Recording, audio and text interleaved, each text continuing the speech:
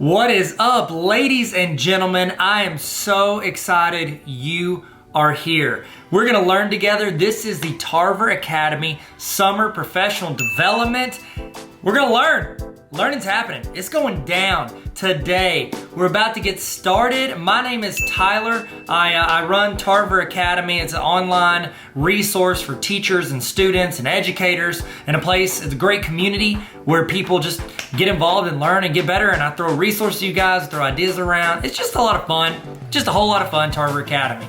So if you need anything, I'm here. TarverAcademy.com has a ton of resources and things that you can go to check out. A little bit about me, just so you know, you don't think I'm just like, hey, here's a random YouTuber talking about, videos or whatever. My name's Tyler. I started out teaching high school math, and then I moved into a tech director / facilitator role. Then I was a principal of a school 6th through 12th grade. 6th through 12th grade. Fun ages. That's good stuff, okay? Good stuff. Never any drama, 6th through 12th grade. No drama. And our school had waivers from the state, so we did a lot of online, we did a lot of blended, we did a lot of in-person learning, all the above. So we get to learn a lot, make some mistakes, do some stuff right, and try to learn from everything we did. Then after that, I went to central office, and I was director of curriculum instruction, and now I'm the dean of NLC College. And I'm so excited to be here, learning and growing with you guys. I'm also giving a little bit of time for people to jump in, get started, and we're about to go through some of the housekeeping stuff. We're gonna do a little check-in right now at the beginning, and then at the end of this video, at the end of this training, we're going to have a chance for you to get a certificate showing that you actually showed up and you did the learning, okay? I think that this training and the other trainings that you are gonna get the chance to be a part of this summer are gonna help you grow as an educator. And if you grow as an educator, all it does is help the students and the community that you live in. And so let's try our best to learn something, take something away from this that we can put in our repertoire and get better with. Okay, so the first thing I need you guys to do is I need us to check in, okay? And this check-in, what it does is it timestamps when you are here so that you might not need this later, but if your administrator or whoever comes back and they're like, how do I know you didn't just click to the end? This shows that you were here at the beginning. So you can scan the QR code that is on the screen if you have your cell phone. And on my phone with me, get your phone out. I'll use my wallet, Atlanta Braves wallet. Film that, you just hold your phone over that QR code that you see on the screen. You'll see something pop up at the top. Click that and it'll take you to where you can fill out that you were here. It's very short, very quick. I'm gonna give you a little bit of time to do that right now. Go ahead, scan the QR code, go to the website, check in, and when you do that, you will get an email. If you do not get an email immediately, this happened, I told you, I was a tech director for a long time, okay?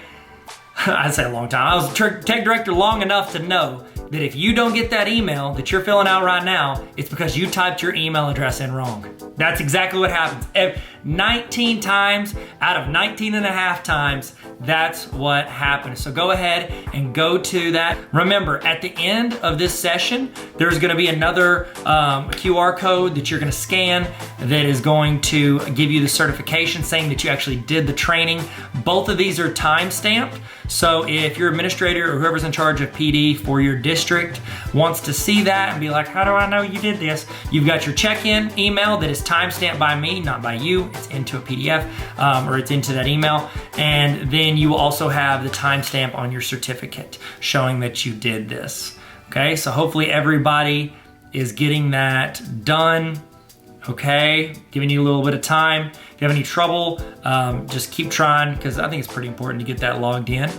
Now, while we're doing that, if you're finishing that up, or if you can hear me, what I would love for you to do is I would love for you to hit the red subscribe button. This is my YouTube channel, Tarver Academy. That's what I call it. It's kind of where I got this started. I had this before I had the website, and then I put up the website to put all the resources and all the stuff I was doing.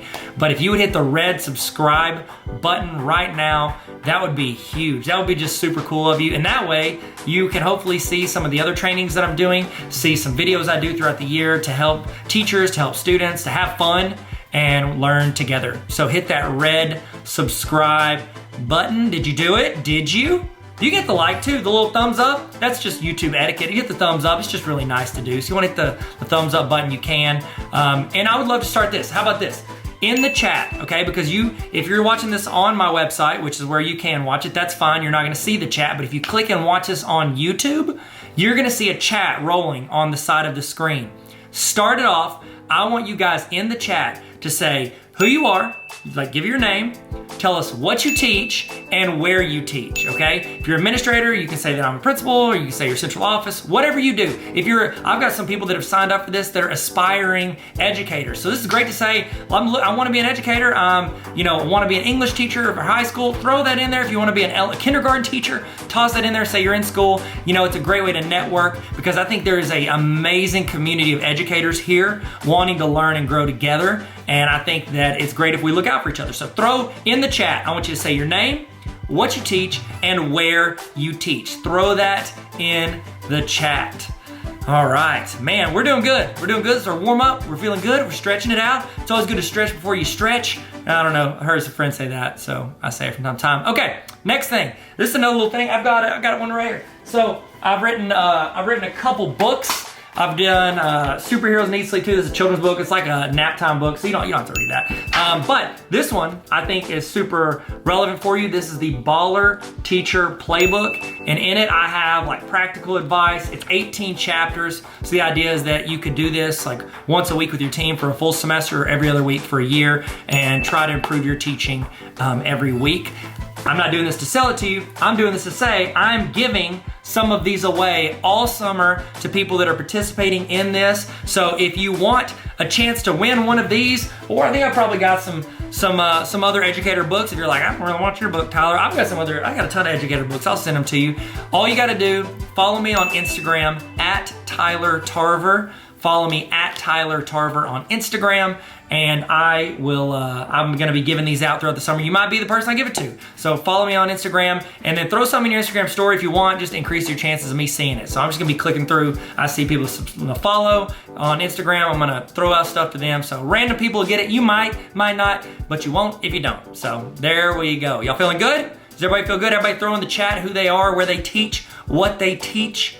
Okay, so to explain also what this is, you are watching, this is a live broadcast. So this is going as a YouTube premiere or a full-on live video. So one of the two. Either way, that chat is happening live. Everybody that jumps into this video at any point is gonna be watching it at the same time as you. So it's great to get in the chat and talk, discuss, ask questions, give input. If we ask a question in the video, you can type it in your notes, but you can also type it in the chat. You can copy paste from the chat. It's a great way for you to be a part of this live broadcast, okay? So if you have a Google Notes, if you have a notes document, if you wanna take notes by hand, I've got a template for notes if you want. It sent it to you whenever you filled out your email. It should have been on that page whenever you did your check-in at the beginning. If not, it's on like every PD page. I have my website, tarveracademy.com. Click on PD and you get a free notes template, or you can take notes in your own doc. However you want to do it, take notes,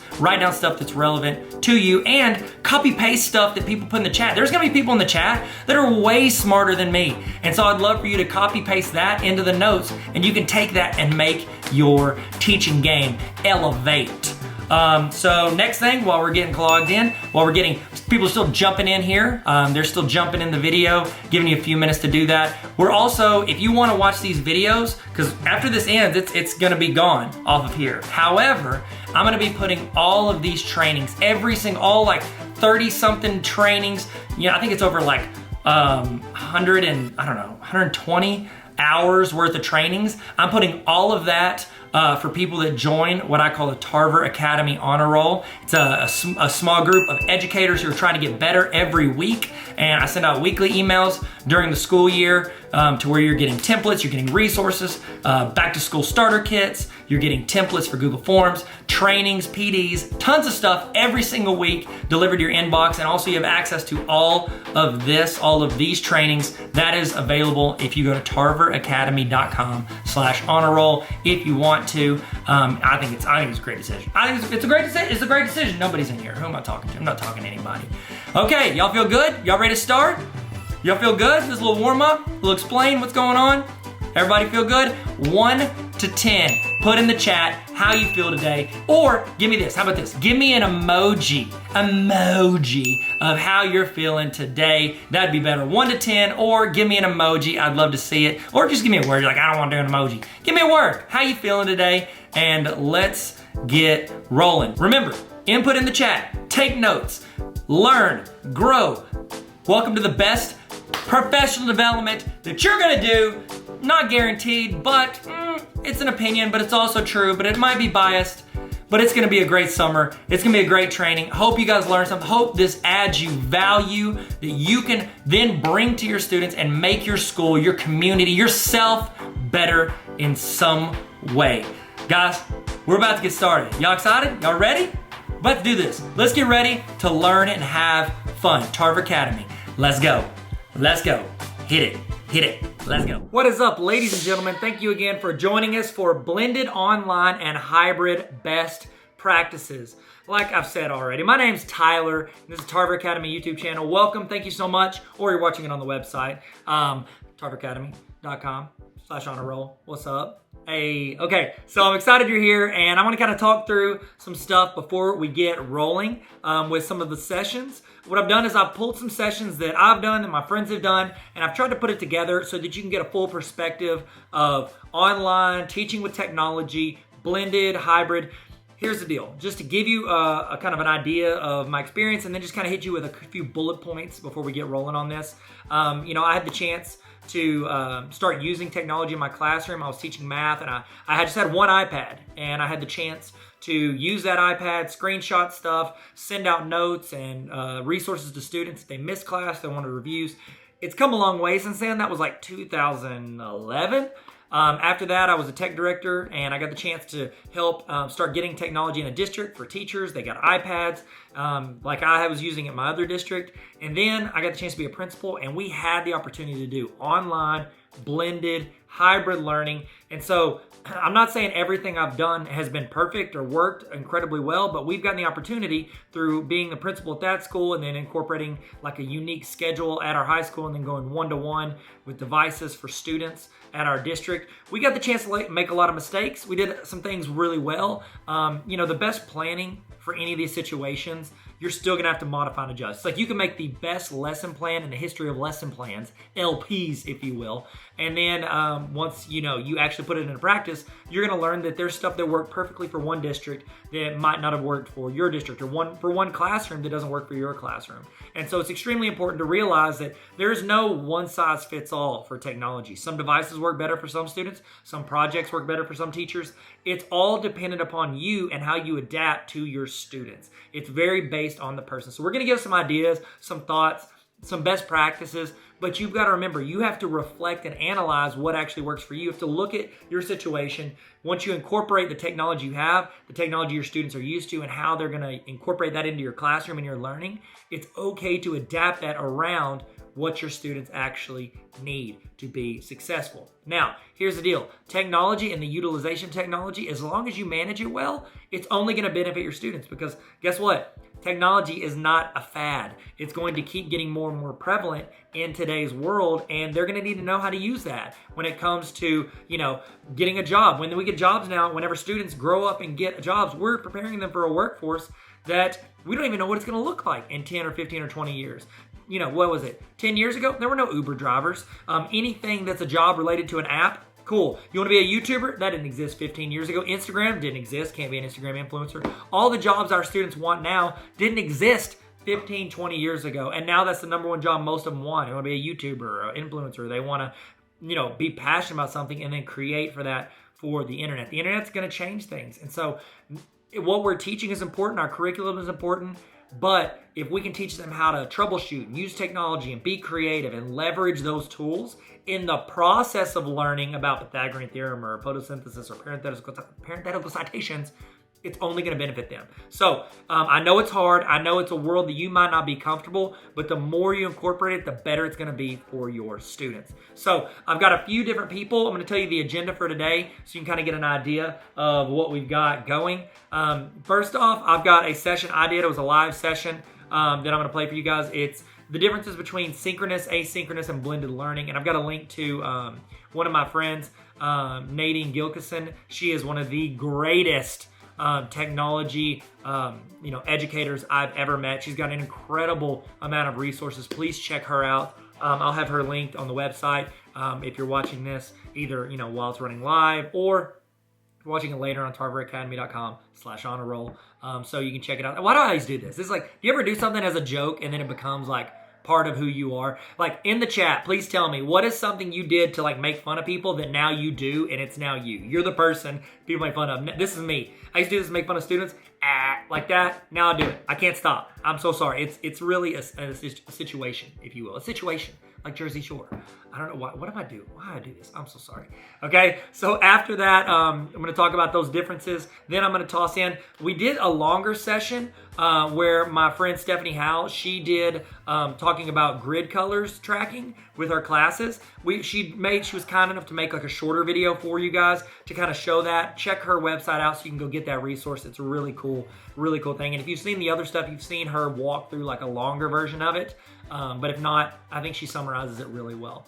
After that, it's a session with myself and my good friend Lindsay Fell, who you've probably seen in our Apple for Education training or our Enneagrams. No, wait, Enneagrams was Mark. She was in Teacher Mental Health Best Practices. That's what she was in. She's a fantastic educator. Her and I were both the only two people from Arkansas in the 2019 class of Apple Distinguished Educators. So that was really cool. I got the chance to hang out with her, and I love collaborating with her. So please go check her out on social media. I'm going to go through a resource that I have, and it's on how to do digital lesson plans. So we're going to walk through creating digital lesson plans. We're going to walk through a template that I have of that. We're going to create it and use the template. And I love these lesson plans, and you can have those for free.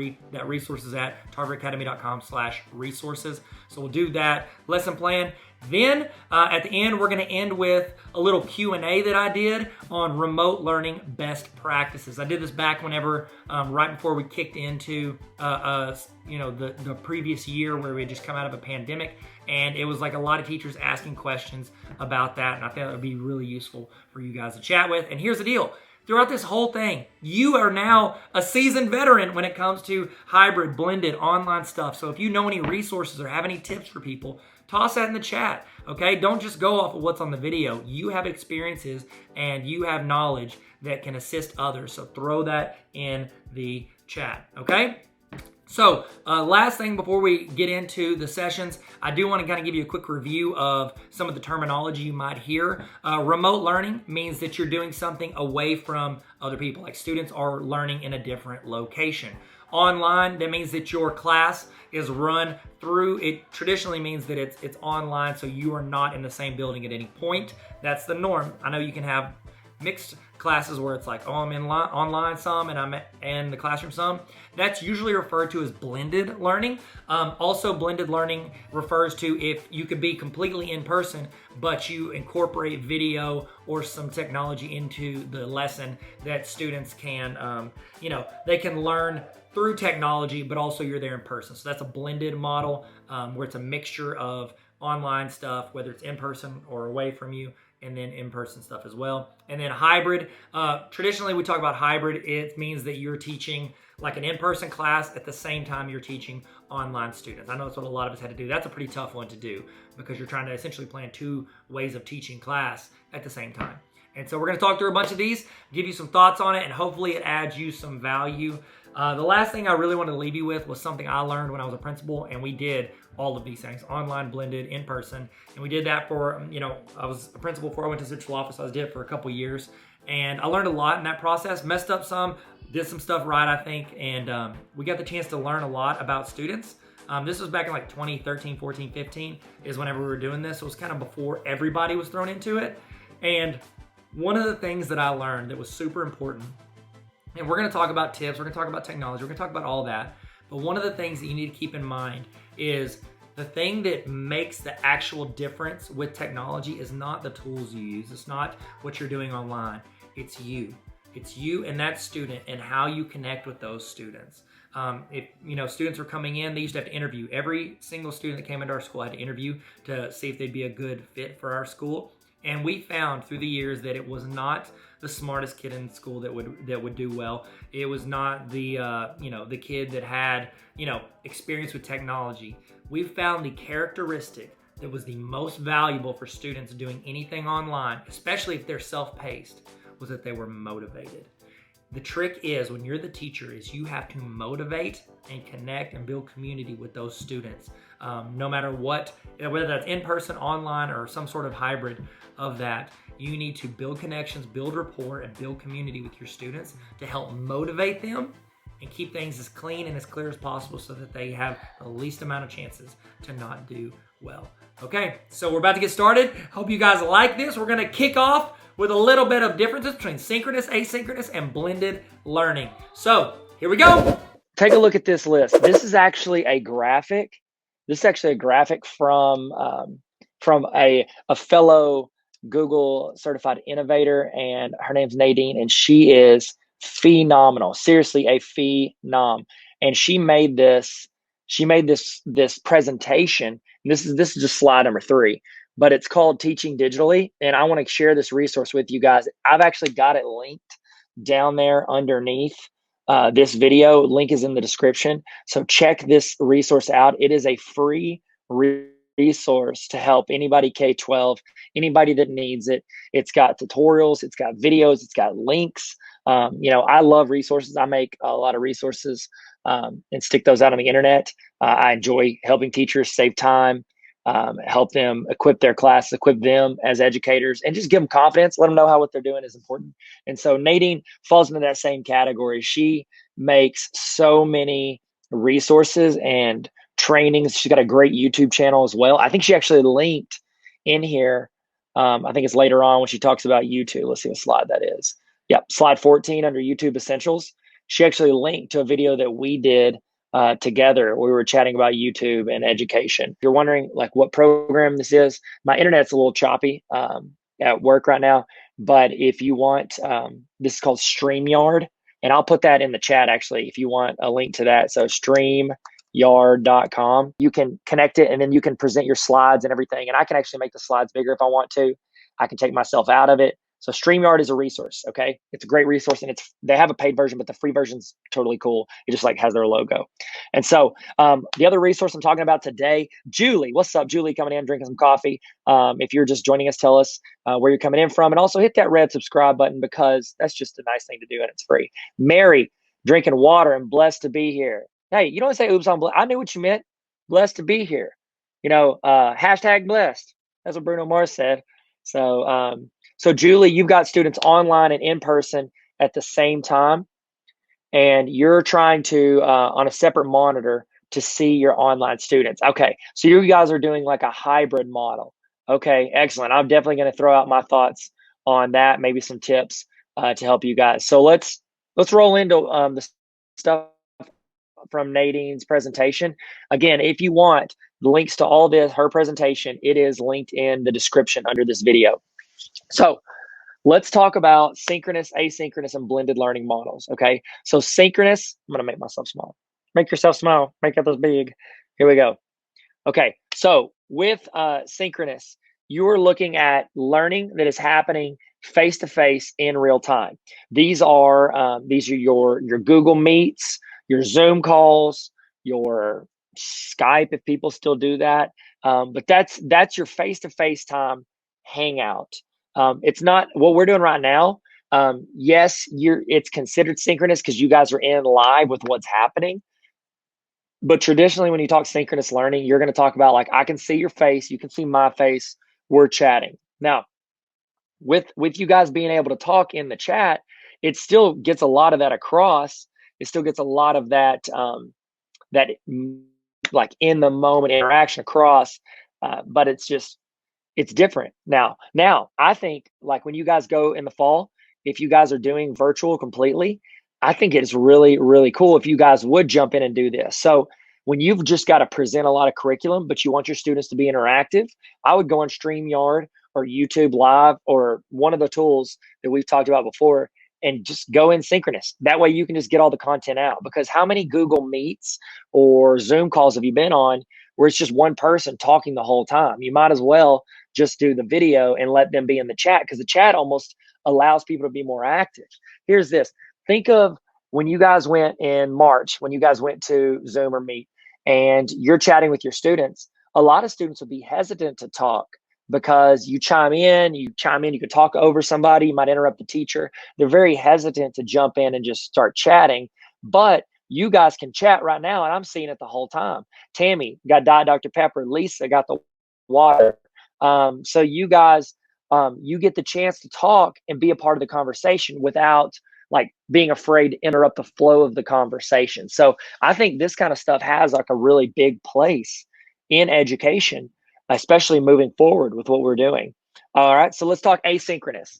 Asynchronous, that's where the learning, Nadine has on her her resource. Learning is anytime, anywhere, and self-paced. Okay, so that means that students can access that curriculum at any point in time. An example of this would be if you are, say, you're doing virtual, you have students that are going to be virtual in the fall. You can go in on like a Thursday or Friday afternoon, schedule the entire week's worth of assignments for a Monday, and then students just go in and watch it when they can. They watch the videos, they do the assignments, and then it's due by like Sunday night. There are a lot of LMSs that you can actually pace out. A lot of you guys know it because I saw like Lisa. She works at the school I worked at. We started school there. It was 6th through 12th grade. And we had all three of these. We had synchronous, asynchronous, and blended learning. We had it to where students could go in and they could move at whatever pace they wanted to get their assignments done, to work through the class. And so they didn't have to wait on the teacher to deliver it. Now they had a teacher there to help them, like sitting in the room.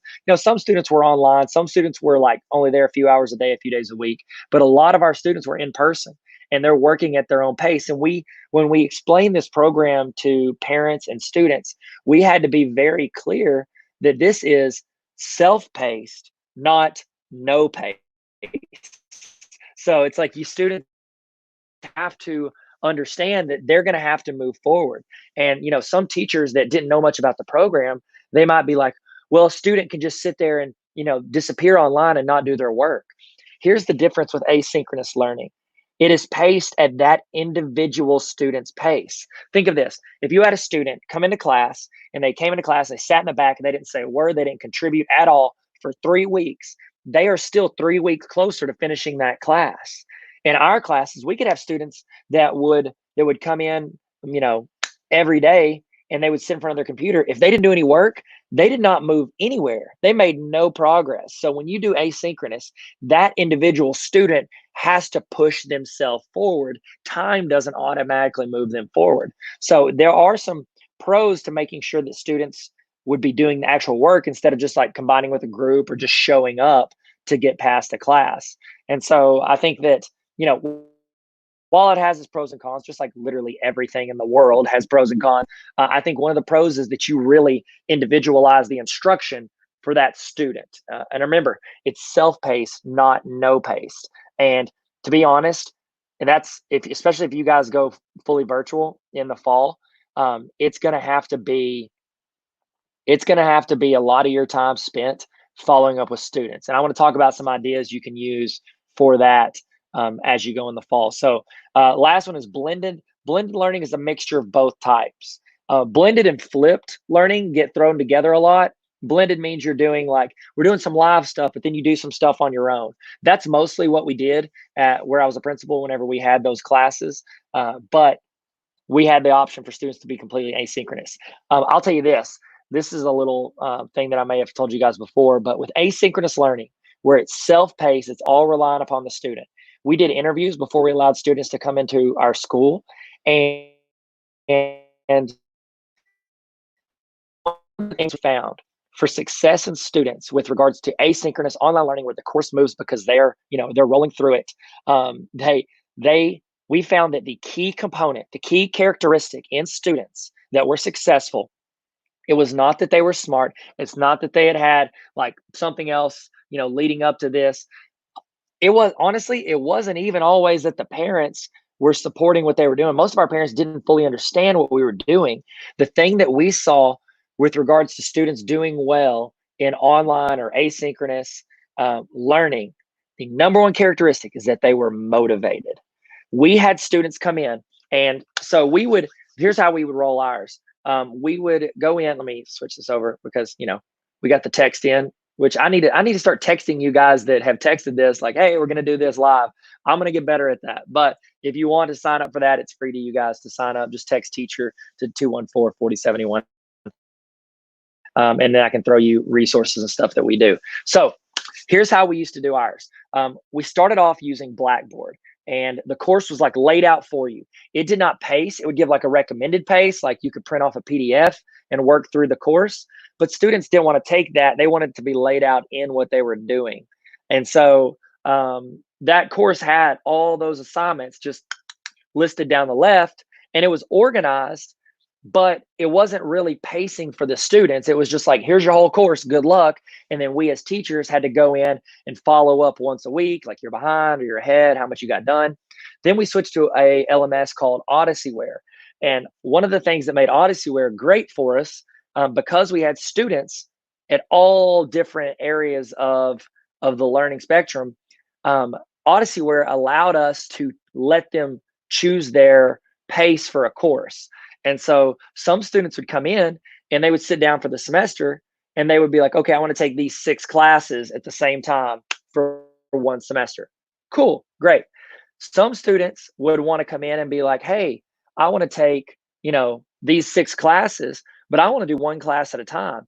And so we could actually pace out those courses 4 weeks, and they would just literally work on one class for 7 hours a day for 3 or 4 weeks, and then one class for 7 hours a day. And some students really like that because then they can pace themselves based on like that one class, and they don't have to worry about switching between all these different classes. And what do I have here? And what do I have here? And oh no, I've got 3 tests on the same day. And those students could really just like buckle down and just knock out a class. And again, when I say motivated students, I don't mean just like I'm motivated to make good grades. We had some students come into our school who had failed, their entire 9th grade year. And they're going to come in as 10th graders, and we're trying to help them get caught up and essentially do, 2 grades in 1 year, or maybe get like 1.5 grades done. And then the next year they could do another 1.5 grades. And that's the thing with asynchronous. If they're not pushing a little bit ahead of what a normal class is, they're never going to catch up to that previous year and knock out those other classes. And so the thing with asynchronous is you've got to show them the pace. So if you say you hand in the fall, let's say you use a program and you're just like, hey, here's your whole class for the semester to the student. You are going to have to stay on top of them and pace them out with that class. If you just hand it, 90% of your students are not going to stay ahead of it because most of them are procrastinators, and they're going to wait till the end of the semester, and then they're going to start submitting everything they can the last 3 weeks of school. Okay. So whenever you guys do asynchronous, you need to pace it out as you go throughout the year. And here's the other thing that we did that you can learn from. Whenever we would check their paces, we would do it based off a percentage of the class they had left. So if like you're looking at 16 weeks, we needed them to be at that percent out of 16 done at certain points in the year. With that, we would check it once a week because we had a big bulk of students. We're checking them once a week. You guys, going into the fall, you're not going to be able to just check in and call students and say catch up once a week, because what we found is that if you only do it once a week, you're now asking that student, who traditionally is not a strong student, if they've fallen behind or they've done something has gotten to become a barrier for them, and that's why they've fallen behind. Now they have to do 2 weeks at once, and it's just harder for them. And they start, it's like a wall of snow that builds up, and then it gets so compacted and strong, it feels almost students. Honestly, guys, you're going to need to check in with students that fall behind virtually almost daily. Okay. And so what I'm telling my teachers, and I've told my teachers at our college, but I'm telling teachers at high schools and elementary and anywhere else that I'm getting a chance to talk to people, I'm telling the teachers, you have to build into your schedule during the day, preferably 2 times a day, you're following up with students. You're calling students, you're calling parents, you're emailing, you're checking in and trying to follow up on these students. And it can't be just like, oh, they didn't do their work that day, so I emailed them. Yeah, you do that.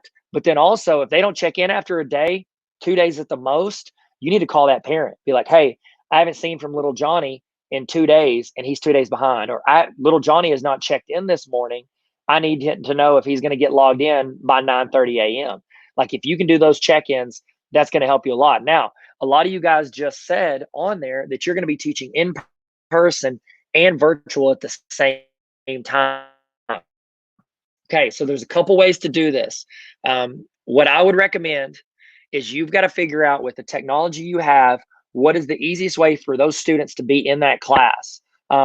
When you could do one option, if you're doing that, that's synchronous learning. So the students are in there at the same time, but you've got students in front of you and you've got students online. You can use this StreamYard, okay, and preferably plug into the internet so you're not lagging like I am.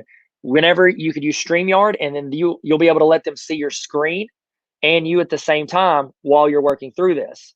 So see, that's an option for you to run your class. And then that's when you're pushing it out to YouTube, you'll have the video later just in case a student misses it. So go in and try StreamYard out, play with it this summer, start a YouTube channel, and then connect it so you can run StreamYard.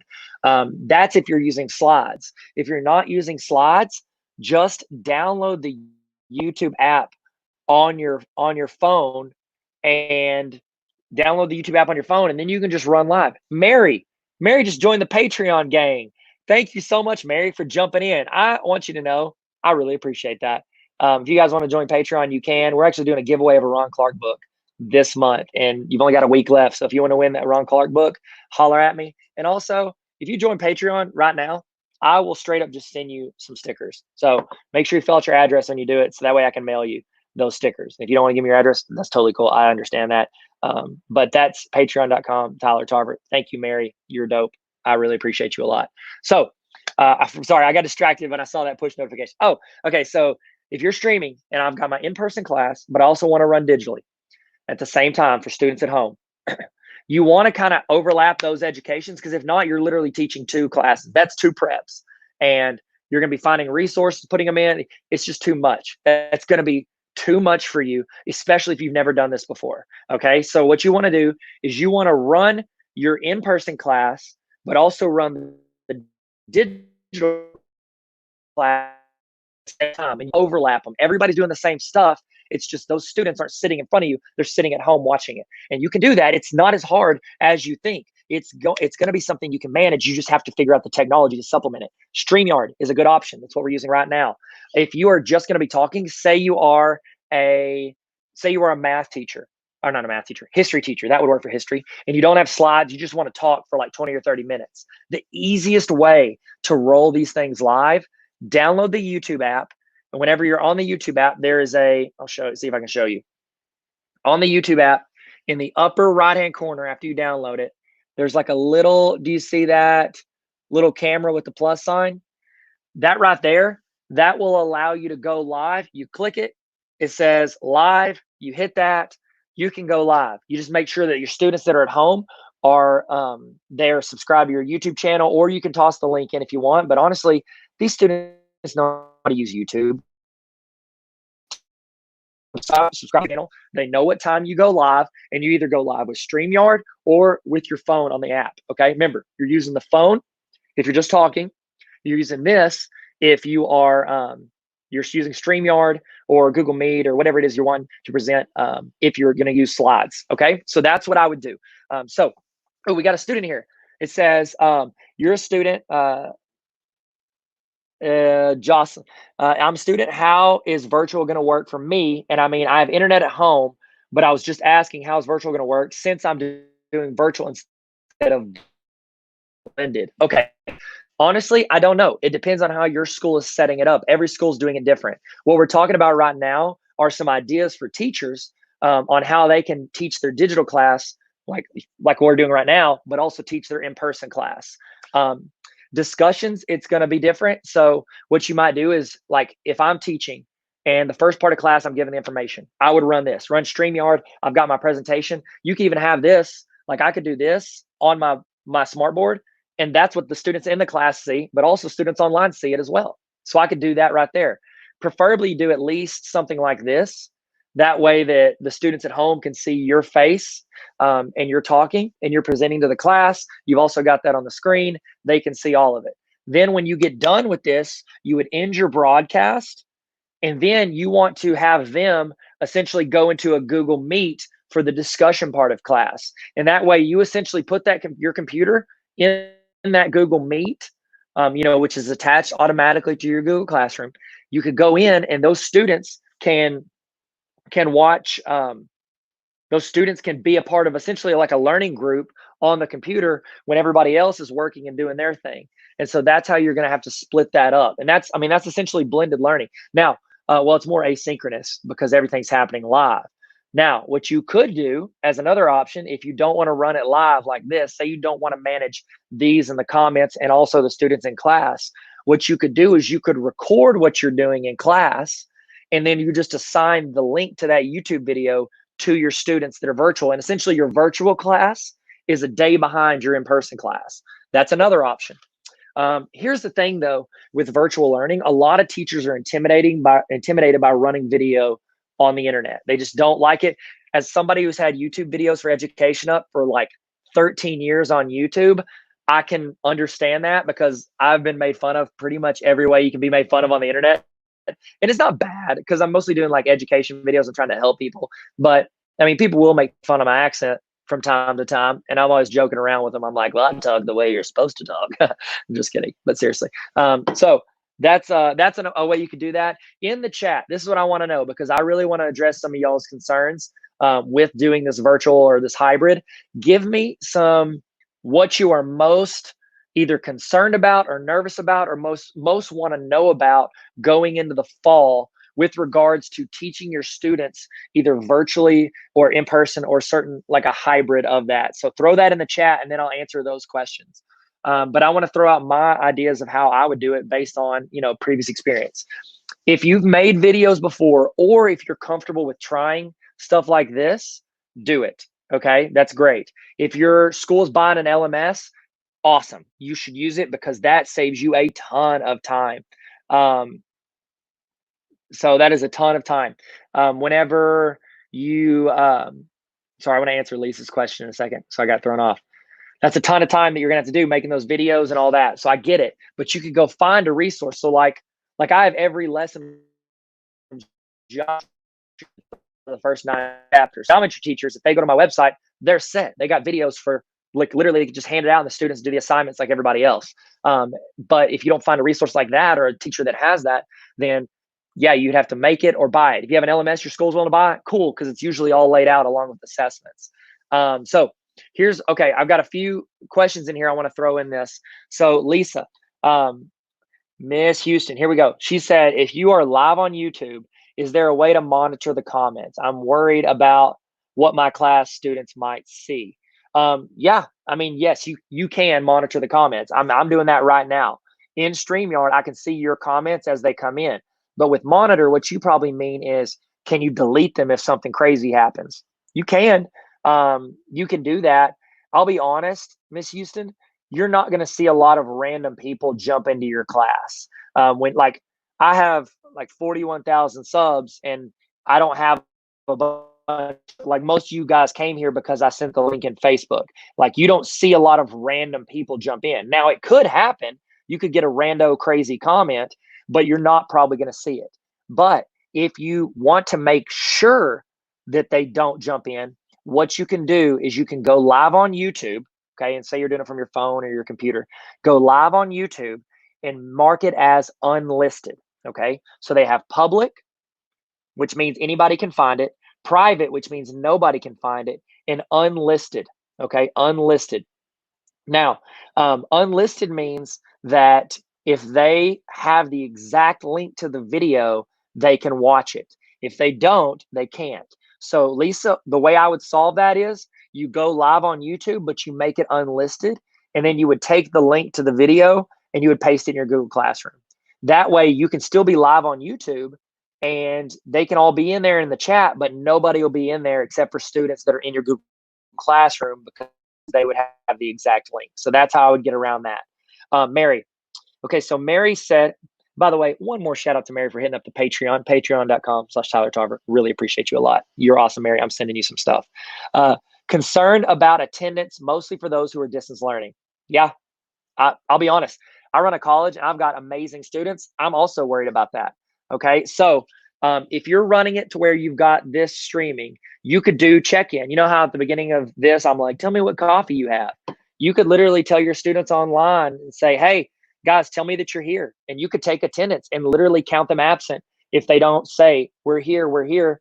That's from like Horton Hears a Who. We are here, we are here. That's what I think of every time I do that. But you could make them say that they're present on these live streams whenever you go live, and then you can take roll for your students in here. Now, here's what I'm telling with my college students. I'm telling them, because most of what they'll be doing on the video is receiving the information, I'm telling them, if you can't make it live while it's streaming with the teacher, then you have to let the teacher know beforehand, communicate clearly beforehand that you're not going to be in class live while it's happening, and that you will watch the video right after it's done. Okay, so what happens is when they let them know beforehand, that's intentionality for students, that they know class is coming. They didn't just oversleep and they don't want to go, or whatever, they're playing Fortnite and they skipped it. They're letting them know, hey, I can't make it. And then they tell their teacher, I will let you know as soon as I've watched it, and maybe even require them to send in a few notes from that. So like that being part of the chat is optimal, because then people can actually, participate. But what you could require is like, hey, if you're virtual and you don't attend while it's happening and participate in the chat, then you could tell them you have to take, a full page of notes and send me the Google Doc afterwards, right after. Because that's the thing, they can still get the information on the video afterwards, but you want to essentially hold them accountable that they watched it, not just like, oh, I watched it, okay, and they really didn't. All right, let's see. I got some other good questions in here. Tammy said, if you use YouTube, Google Meet, admin can easily drop in and hang out. That's exactly right. If you use YouTube, you're literally running it. You can drop people out.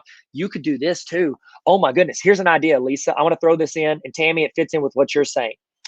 If you're running a YouTube live video or a premiere, you can add people as moderators. So what you could do is you could have a student or two in your class that have the video up while you're teaching. Plus, they'd be able to tell you if something messed up on the recording, or if they couldn't see you, or something was going wrong. They'd be like your monitors.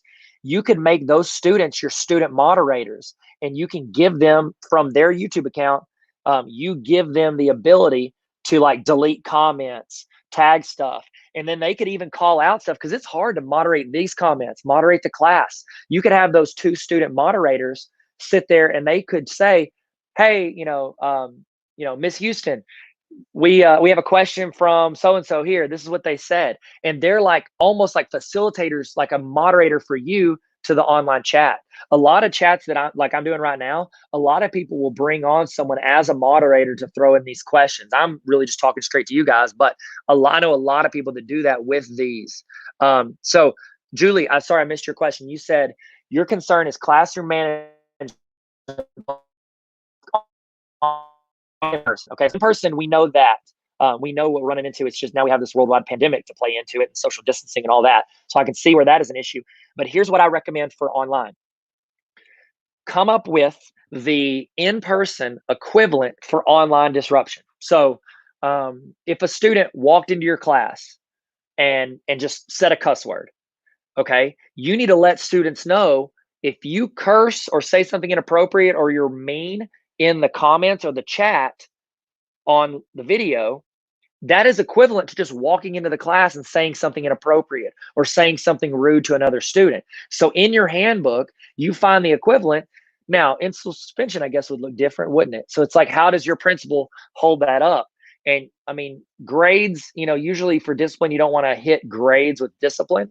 But what you could do is maybe they're required to come in person for a week, and you have like a sanitized room, and they have to sit in there because they're probably at home for, to stay away from that. But if you maybe made them come in, that's something they don't want to do. You got to find something that essentially inconveniences them, or even better, inconveniences their parents. So maybe that they have to do like a parent virtual meeting. Like every day that they act up, they've got to do a parent virtual meeting that night for like 30 minutes to an hour, and the parent has to be present. Most parents don't like that. So anytime you can inconvenience the parents, that usually makes them hold the students more accountable. And the students know they're being held accountable for it. So let's see. We got some other good questions in here. Classroom management. Screenshot, our new best friend. Yeah, To be honest with you, it is. And if you do like this, I don't know if you guys notice this, but after this video ends, or you can go back to like one of my previous videos we've done together, you can click to where you can see the chat roll live. So it doesn't disappear. It's still there. And you could go in and take roll. So like if I can't take roll while you guys are saying we're here in the chat, I could go back later and watch it and just mark you guys off as you check in. So screenshots, also a great way to, yes, Tammy, that is an awesome idea. Screenshots are an awesome way to brag about students. So if a student does something digitally or virtually, if you can screenshot it and then you brag about it either online or on your Instagram, your school's page, you can email it out. If you have a classroom Facebook page, your school can start bragging about it. Send it to your principal. They want to brag about the students, and so as long as it's appropriate, you can brag about the stuff they're doing virtually. Okay, that's worthy of bragging on, because that's students that don't have a teacher standing right over them and they're doing what they're supposed to be doing. So brag about those students. Mary said, I still cannot wrap my mind around teaching online while teaching students in my classroom. Mary, I'll be honest, you're going to have to get used to it. I didn't mean that like you're going to have to get used to it. I mean, it's going to take a while to get used to it, because it's not natural for us, because we are used to teaching people in person. And so you're just going to have to, honestly, it's just time and reps are going to give you that opportunity to get used to it. Sorry, I said that weird the first time. I wasn't trying to be rude. I was trying to say it will take you time just to get used to that. Now, I will say this. Your audience knows who you're talking to. So like right now, you guys know you are my first priority. You are who I'm talking to. That's the part. You guys are who I'm focusing on. Now, whenever I'm doing like a hybrid model, your students in class and your students online are going to know who your primary audience is. The students in class are going to know you're teaching to them and you're also doing digital, but your digital people, they're going to know if you're talking to them, and then the people in the class will feel it if they're just present in that moment. So the people you're talking to know who your primary audience is, and you just got to figure out what works best for you. One thing that I will say that is fun, and we've been actually doing this at my church, is we haven't instituted it fully, but we have talked about it and kind of laid out some plans for it. One thing that you could do is you could essentially teach for digital first, but then you make the people in your class, make them all essentially like part of the learning. So it's like, and they are part of the learning, but you make it to where they're part of the digital learning. So you could have on their Chromebook, you could be teaching and you're guiding it towards the virtual, if a lot of your class is virtual. And then you could have all of them like active in the chat. They just have their volume turned down. So it's like when you say something, instead of them actually saying it out loud, you can have them inputting it in the chat, and then that gets the discussion going for your full virtual kids. So let me see. Let me keep going. Definitely gonna be. Oh, you're right, Mary. It straight up is a juggling act, because you're going between this and this. I really like the student moderator thing we talked about earlier. So try that out, and then let me know how it goes once you start rolling. Lisa had a good question. It said, it will be difficult to build relationships and trust with the virtual students. Do you have any suggestions? Yes, I do. I have some thoughts on that. So, and this is for, okay, think in your mind, this is for virtual students, and you've got students in class, but let's also think of the mindset of, it's a month in, we're in September, and everybody's virtual, okay? And then it's almost like you kind of got to do this stuff. Here's the thing to keep in mind. These students, these young people, they connect with people online all the time. There are TikTokers, there are Instagrammers, there are YouTubers that they feel like are their best friends. Titus. Titus used to watch, he doesn't anymore, but he used to watch Ryan's Toy Review. And then Titus wanted to start a gaming channel. So we started filming YouTube gaming videos. We'd film the videos. Well, Titus, this is a few years ago, he would go up to the camera and he'd be like, all right, guys, thanks for watching our video. If you want to subscribe, Ryan, if you're watching, please subscribe to this. He thought that like Ryan would be watching our videos. Ryan, who has like 10 million, oh no, he's got more than 10 million. He's got millions upon millions of subscribers. He thinks he might be watching because these young people, and this is kindergarten through 12th grade, these young people, they feel like these people, they watch and consume their content online, they feel like they are their best friends. They feel like they are like, they get this glimpse into their life. And so, Lisa, where that comes in for us as teachers in connecting with these students virtually is that, yes, you could do a Google Meet. You could do a hangout with a student and chat with them and ask them about them and all this. But that's gonna take up so much time going individually. We don't even have time in person to do that and sit down and like hang out and interview every student every week. But what you could start doing is take on almost this style that these TikTokers and YouTubers are doing to connect with these young people. So this is what I've been recommending to teachers. And you should do this if you have a hybrid, and you've got some students virtual and some in person. But also, if you're fully online, I would start my year doing this so that you can get in the habit of doing this with your students, okay? Make a video. If you can do it once a week, that's minimum. But ideally, every single day, make a video, film with your phone, and just hold your phone up. I'll even allow it to be vertical if you want, okay? But you can do it horizontal if you want it to make it like a movie. But film a 1 to 2 minute video of you giving the announcements and talking to your class. Okay. So we used to do this at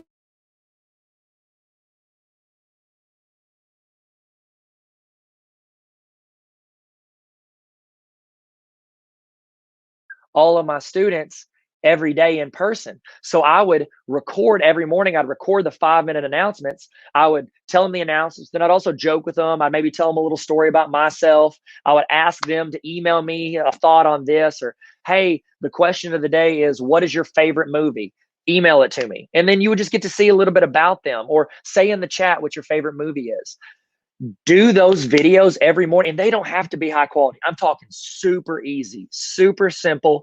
It's essentially you doing a daily check-in community. Think of it as like a community check-in with all of your students. You're checking in with them. You're letting them know, hey, this week we're learning about this. I'm really excited about it because of this. My family and I just went to Florida on this. I hope you guys are staying safe.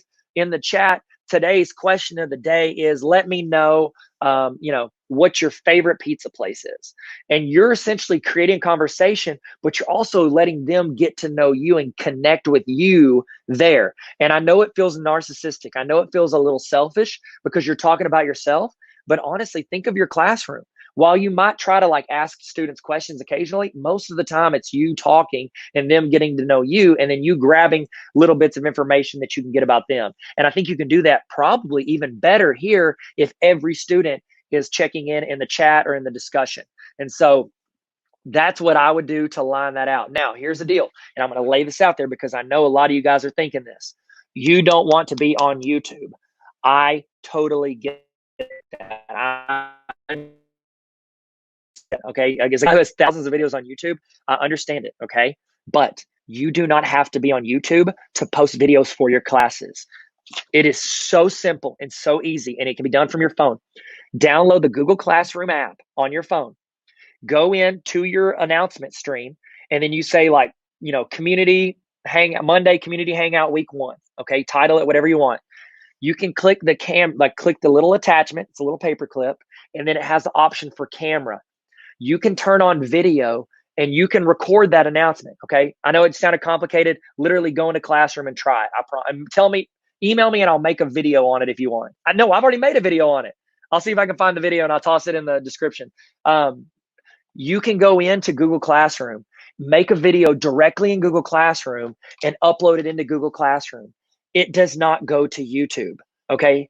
It goes directly into a Google Drive file as a video, and it is only shared with your students. It's only shared with your students. So you can make community videos every day that are just for your class, not out on YouTube, not out to the world, just for your class in there. And then you can always ask that discussion question to where they go in. You guys have heard me talk about those quote of the day bell ringers. If you want them, they're on my website. It's free. Obviously, it's free. Go to tarveracademy.com and then click on bell ringers. And under quote of the day, I made that so you could post it every day and create a quick discussion with students where they have to think and give their thoughts, and you can get to know a little bit about them, and they can actually get to know a little bit about themselves. This should happen before that. It's where they connect with you. This is your community moment via video with your classes. If you have a hybrid class and you have students in class and you have students at home, make everyone watch the video. Make even your in-person students, like, you got to take roll every day, whether you're kindergarten up to seniors and you've got to take roll every class period. You have to take roll. So make all your students spend those first 2 minutes watching your community video and then commenting in the discussion, in person and at home. And that will get you the reps for those in-person students in case they do have to go home later in the semester. So that was it. I'm sorry, I got hype about that. I got excited. I love community when it comes to virtual learning. And so, I get hype on that. Hey, what's up, guys? Welcome back. Hey, it's Tyler here. I'm just gonna give you a little break. So if you need to go do something, you need to go use the restroom, get a snack, get something to eat, whatever, you can go do that. I was gonna chat with you about some stuff, give you some time to do that and check in, maybe say hi. If you want in the chat, let's do a little check-in. In the chat, how you feeling? Toss in your emoji of how you feeling right now. Let's do a little emoji checkup, if you will. So while you're doing that, I do want to give, you know what? I spent a lot of time writing this book, and I genuinely think this book is going to help you in your classroom. It's gonna inspire you more than anything. It's a read with me, and one of the things that I feel like I've never been the smartest dude in the room. I've never been, the most talented, but I'll say this, I was always been pretty approachable, I think. I think I've been approachable, and I think what this is, I've tried to be as relatable as possible. I'm talking about my experiences, things I've run into in the classroom, what I've learned as a teacher and as an administrator and as a student, what I learned. And so this is the Baller Teacher Playbook. If you're interested in checking this out, I recommend. Of course, I recommend. It's my book. It's not the best book on education, but I think it's good enough to help you in some way. It's got a lot of practical experience in it. I've got quotes. That's a do you boo boo. I could have picked a better chapter. Here's one thing. I want to show you one thing that I did at the end of each chapter, because I know teachers. Okay, I put in practical application. I put in reflection, because we know reflection is important, even though we never have time to do it. But it's got spots for you to write that in. So this is something you can work on by yourself or with your team. But here's the part that I did, and this is legit just for teachers. I don't know if you can see that. I put in, at the end of each chapter, I have a section called TLDR. That's internet talk for too long, didn't read. So what that means is, let's say you've got a team meeting, okay? Because there's 18 chapters in here. That means you and your team, or you and your building, you can go through a chapter once a week and meet on your planning period, spend 10 minutes talking about what you did, what you tried, what worked, what didn't work, stuff to help improve your class and improve your students. Every week you can do that. Have you ever done this? In the chat, be honest, you ready? Have you ever had a team meeting where you're supposed to read something and you're walking over to the meeting and you're like, oh no, I forgot to read the thing I'm supposed to read that we're gonna discuss for like 15 minutes. So you just try to chill and hopefully don't get called on or get called out for not reading it. At the end of each chapter, I have a section called TLDR, where in 2 to 5 bullet points, I summarize the chapter. So you could be walking to the meeting, you could read these 3 or 4 bullet points and be able to have a conversation about the entire chapter. There's stories in here, there's practical experience, there's ways that I messed up, ways that I failed, and then ways that I feel like I succeeded, and I'm just talking through what I learned from both of those. And I would love for you to learn and grow with me. So if you want to check out that book, it's on Amazon. I'll have the link on the screen if you want to get it. Link is in my bio. I link links everywhere to it. So Baller Teacher Playbook. I think it can help you in your classroom. Okay, we're about to get started. Kick back into it. Hopefully you're ready to roll, ready to go. And let's jump back in.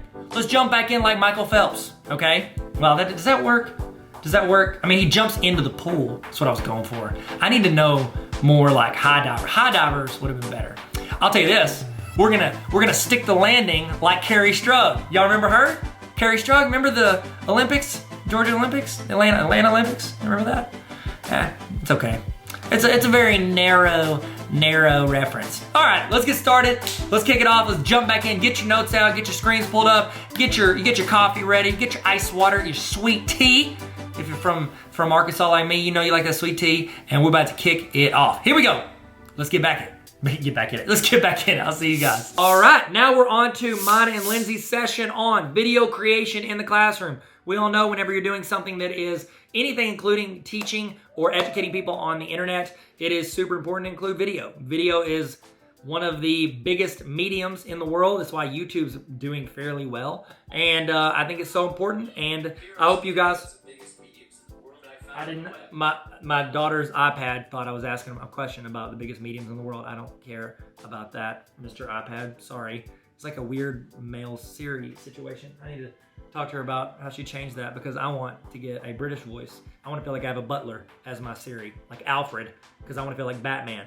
I'm going to change my name to Batman on my phone, and I'm going to get a male British voice to be my assistant. That's exactly what's happening, okay? And I suggest you do too. Sorry, got distracted there. We're talking about video creation in the classroom. Lindsay, Phil, and I are gonna talk with you about it. So hope you get some out of this. Hope you get some ideas, thoughts, and ways that you can incorporate video into your classroom. Here we go. So today we are gonna talk about video creation for teachers and students. Lindsay, do you wanna tell them a little bit about your the position you hold as a teacher? Because I reference high school a lot, which I shouldn't because I'm like class periods. And as soon as I say class periods, every K through fourth grade teacher's like, he doesn't care about me. So I want you to tell them what grade levels you teach. And you guys, this is live. So my job here, I promise I will stop talking at some point, is to moderate y'all's questions. So if you have a question, if Lindsay talks about something, you don't have to wait till the end. My job is to interrupt her and ask your burning questions, okay? So ask questions. Before we get started, hit the like button. We worked on this earlier today. It's the thumbs up button underneath the video. Hit that like button. If you're new, hit the red subscribe button. Lindsay, you got this. Take it away. Thank you.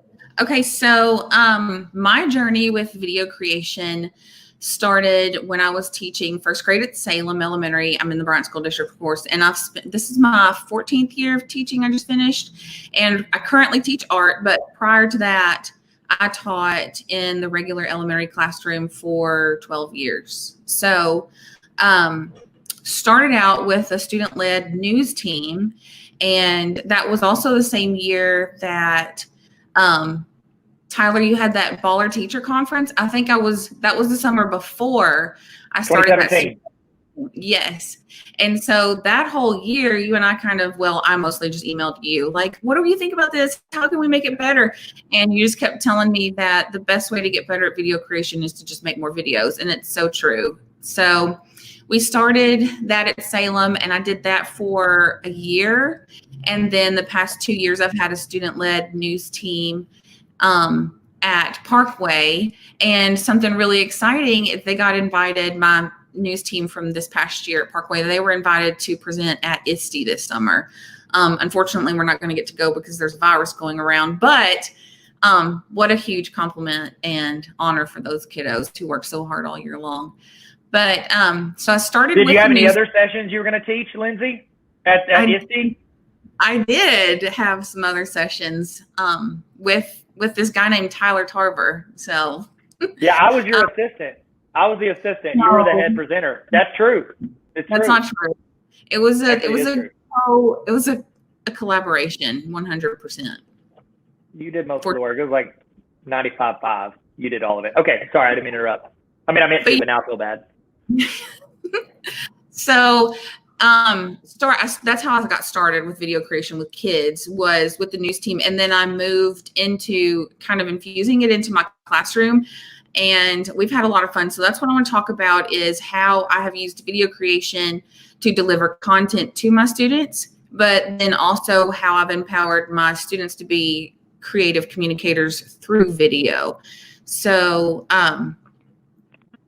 that's what we're going to talk about today. So let's go ahead. You got a lot of people already. We haven't even gotten past the title slide, and you've got a couple people that already want to like see your classroom and collaborate with you. And so that's what Josh was talking about in his session. He was talking about just be around other people, because that's the thing, you don't know what you don't know until you see it. So I love people viewing. So go ahead. And we need more Apple Distinguished Educators. So if anyone's interested in that, I would love to talk to you about that. I'm the only K-12 ADE in the state of Arkansas, and it's a lonely world. So that's right. The other ones, we're all higher. We have 3 other people, me and 2 others, and we're all higher ed.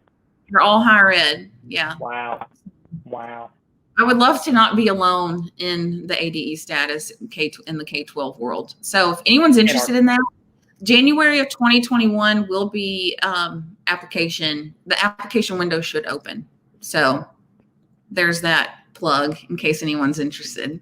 Okay, so today we're going to talk about two things: teaching with video, like you as the teacher leveraging video to make your learning more accessible for your students, but then also empowering your students as creative communicators with video and using that as a way to check for their understanding of the content that you're presenting to them.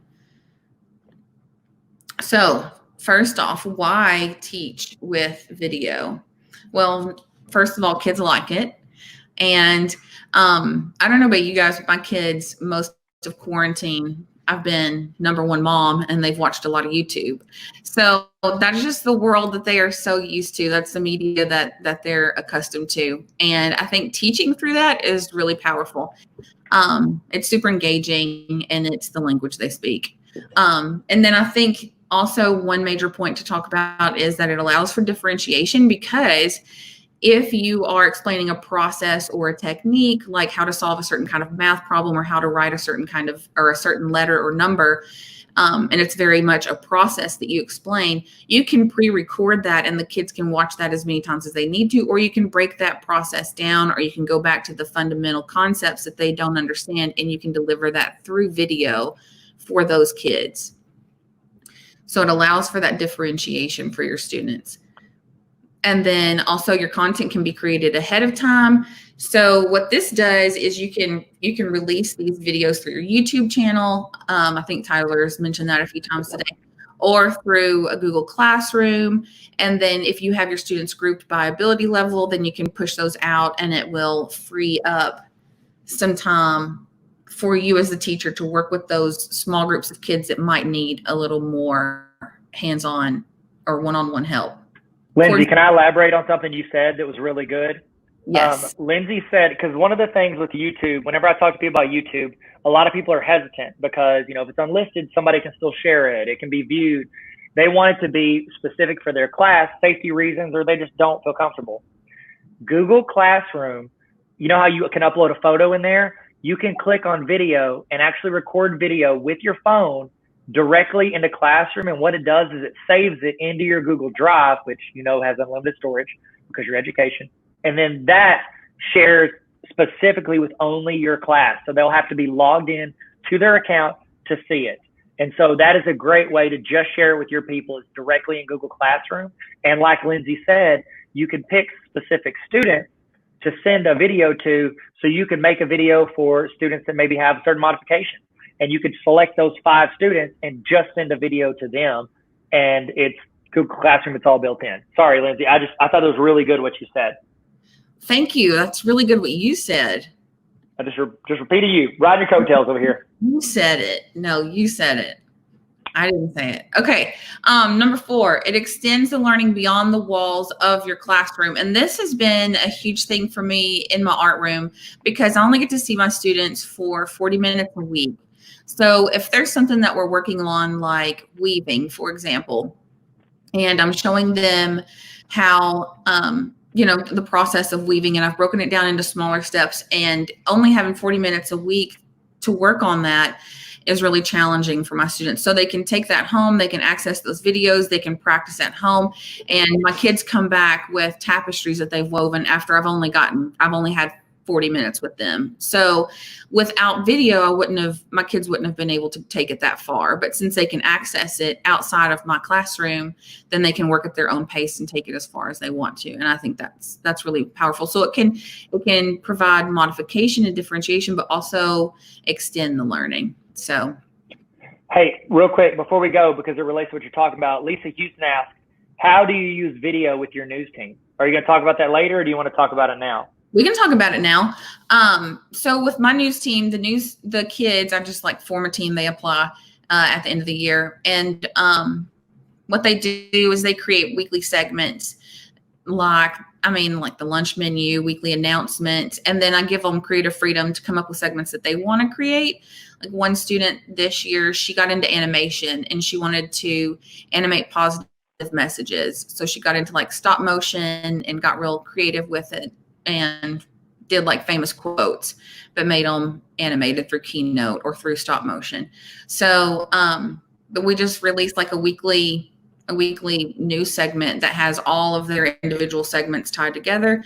And then we push it out through YouTube. And then our principal puts it on Twitter and Facebook and emails it through our school email to teachers and parents, and puts it in her newsletter. So once you get the video created, there's a multitude of ways to share that content. So that's so good. While you're going to the next slide, I want to answer this question. A couple people asked it. Mary and Serena both asked it.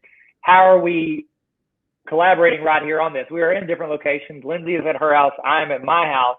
And this slideshow is a Google slide. So we're using what's called StreamYard. I called it SteamYard earlier because I'm dumb.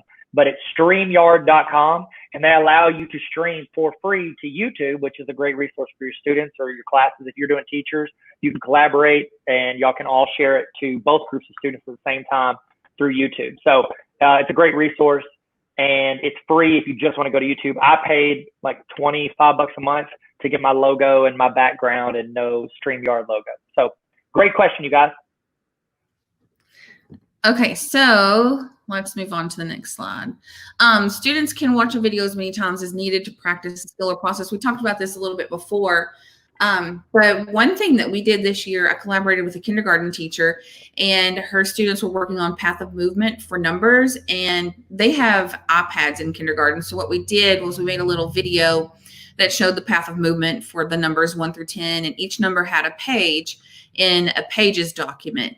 And the kids could watch the little video and then also practice writing, because we have the like Apple pencils for the kids to use. So fully interactive, and they can access that information independently, because a lot of times that information is just housed like in our morning meeting with our kids, or just during a mini lesson, during 15 minutes of our day.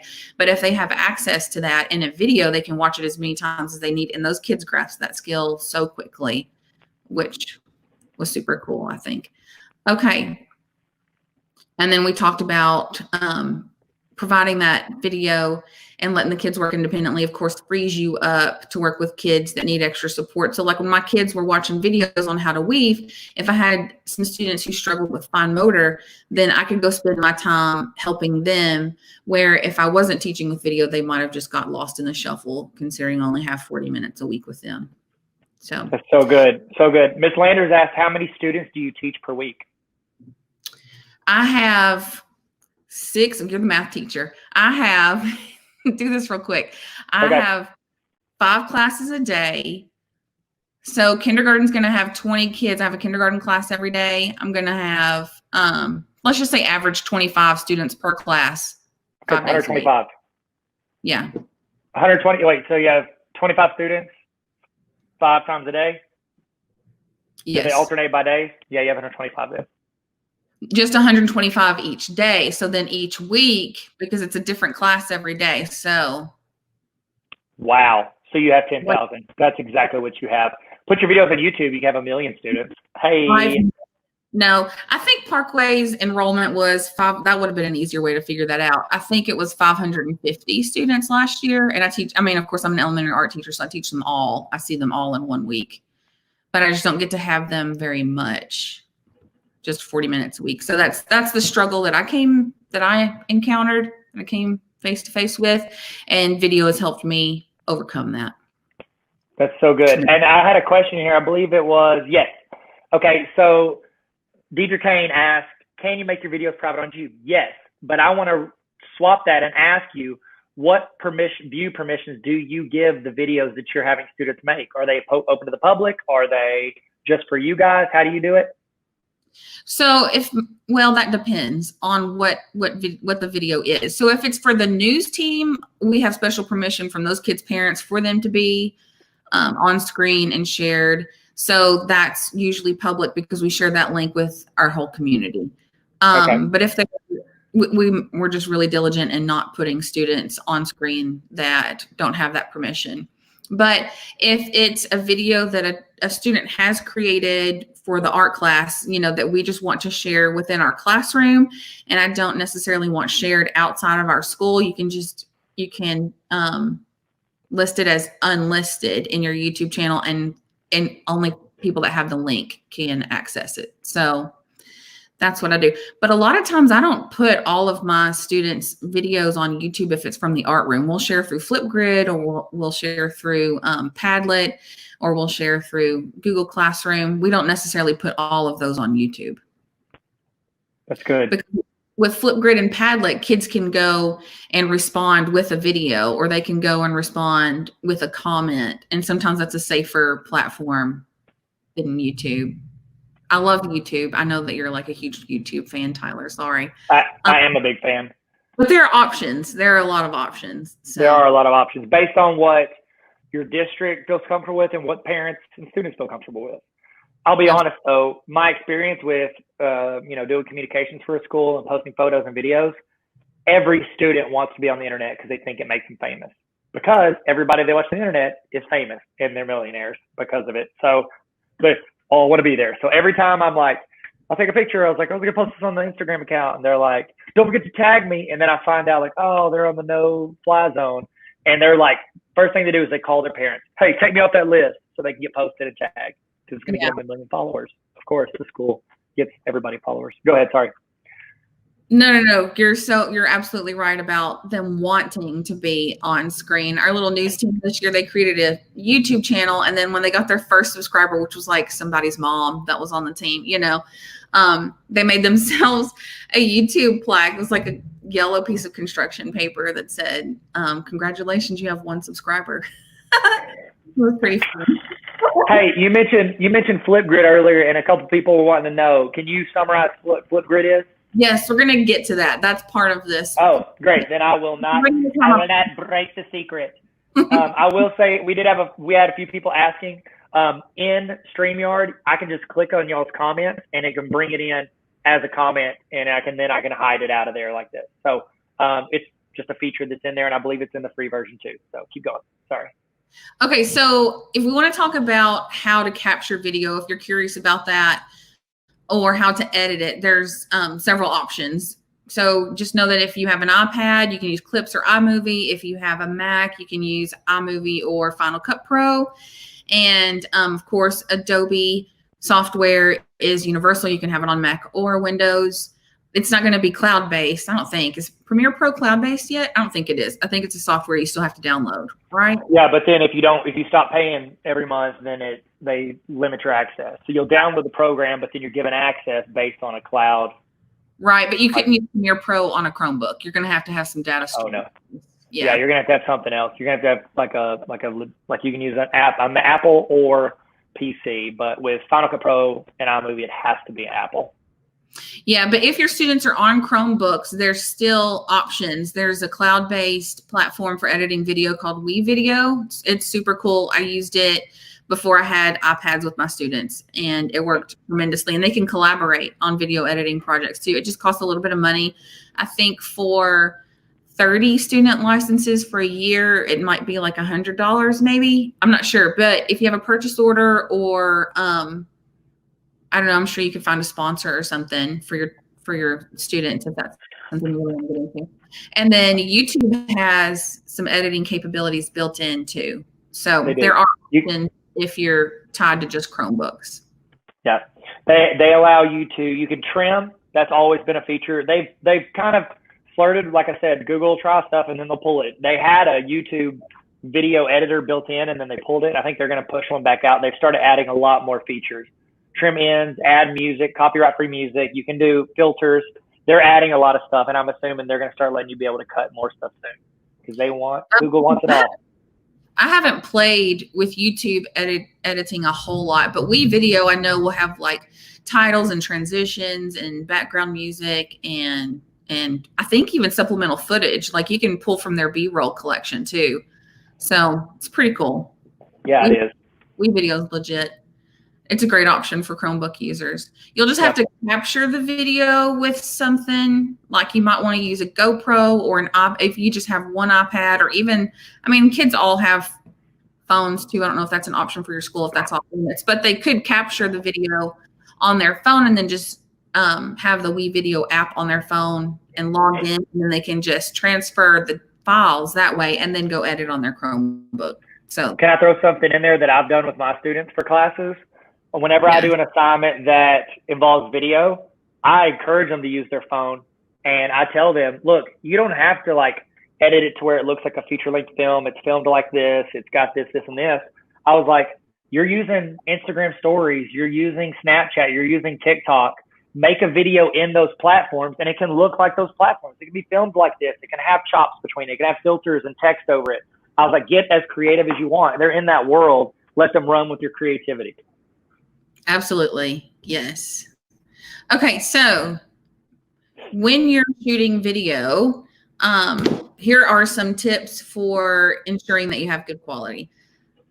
One thing is making sure that your audio is good. So there's several options. You can just use the audio from your phone, but when you go in and edit, you just want to make sure that the audio is the same volume, like the people talking are the same volume. Because what will happen is if you have one clip of someone talking turned down, of course they can't hear what the person's saying, and they'll turn it all the way up, and then the next person will blast, super loud if you have that clip turned up. So just making sure that your audio is consistent all the way through your video file, and then make sure you're in focus. And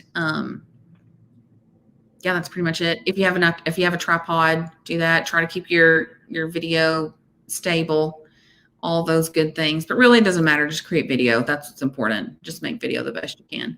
And then I didn't know if you wanted to talk about this.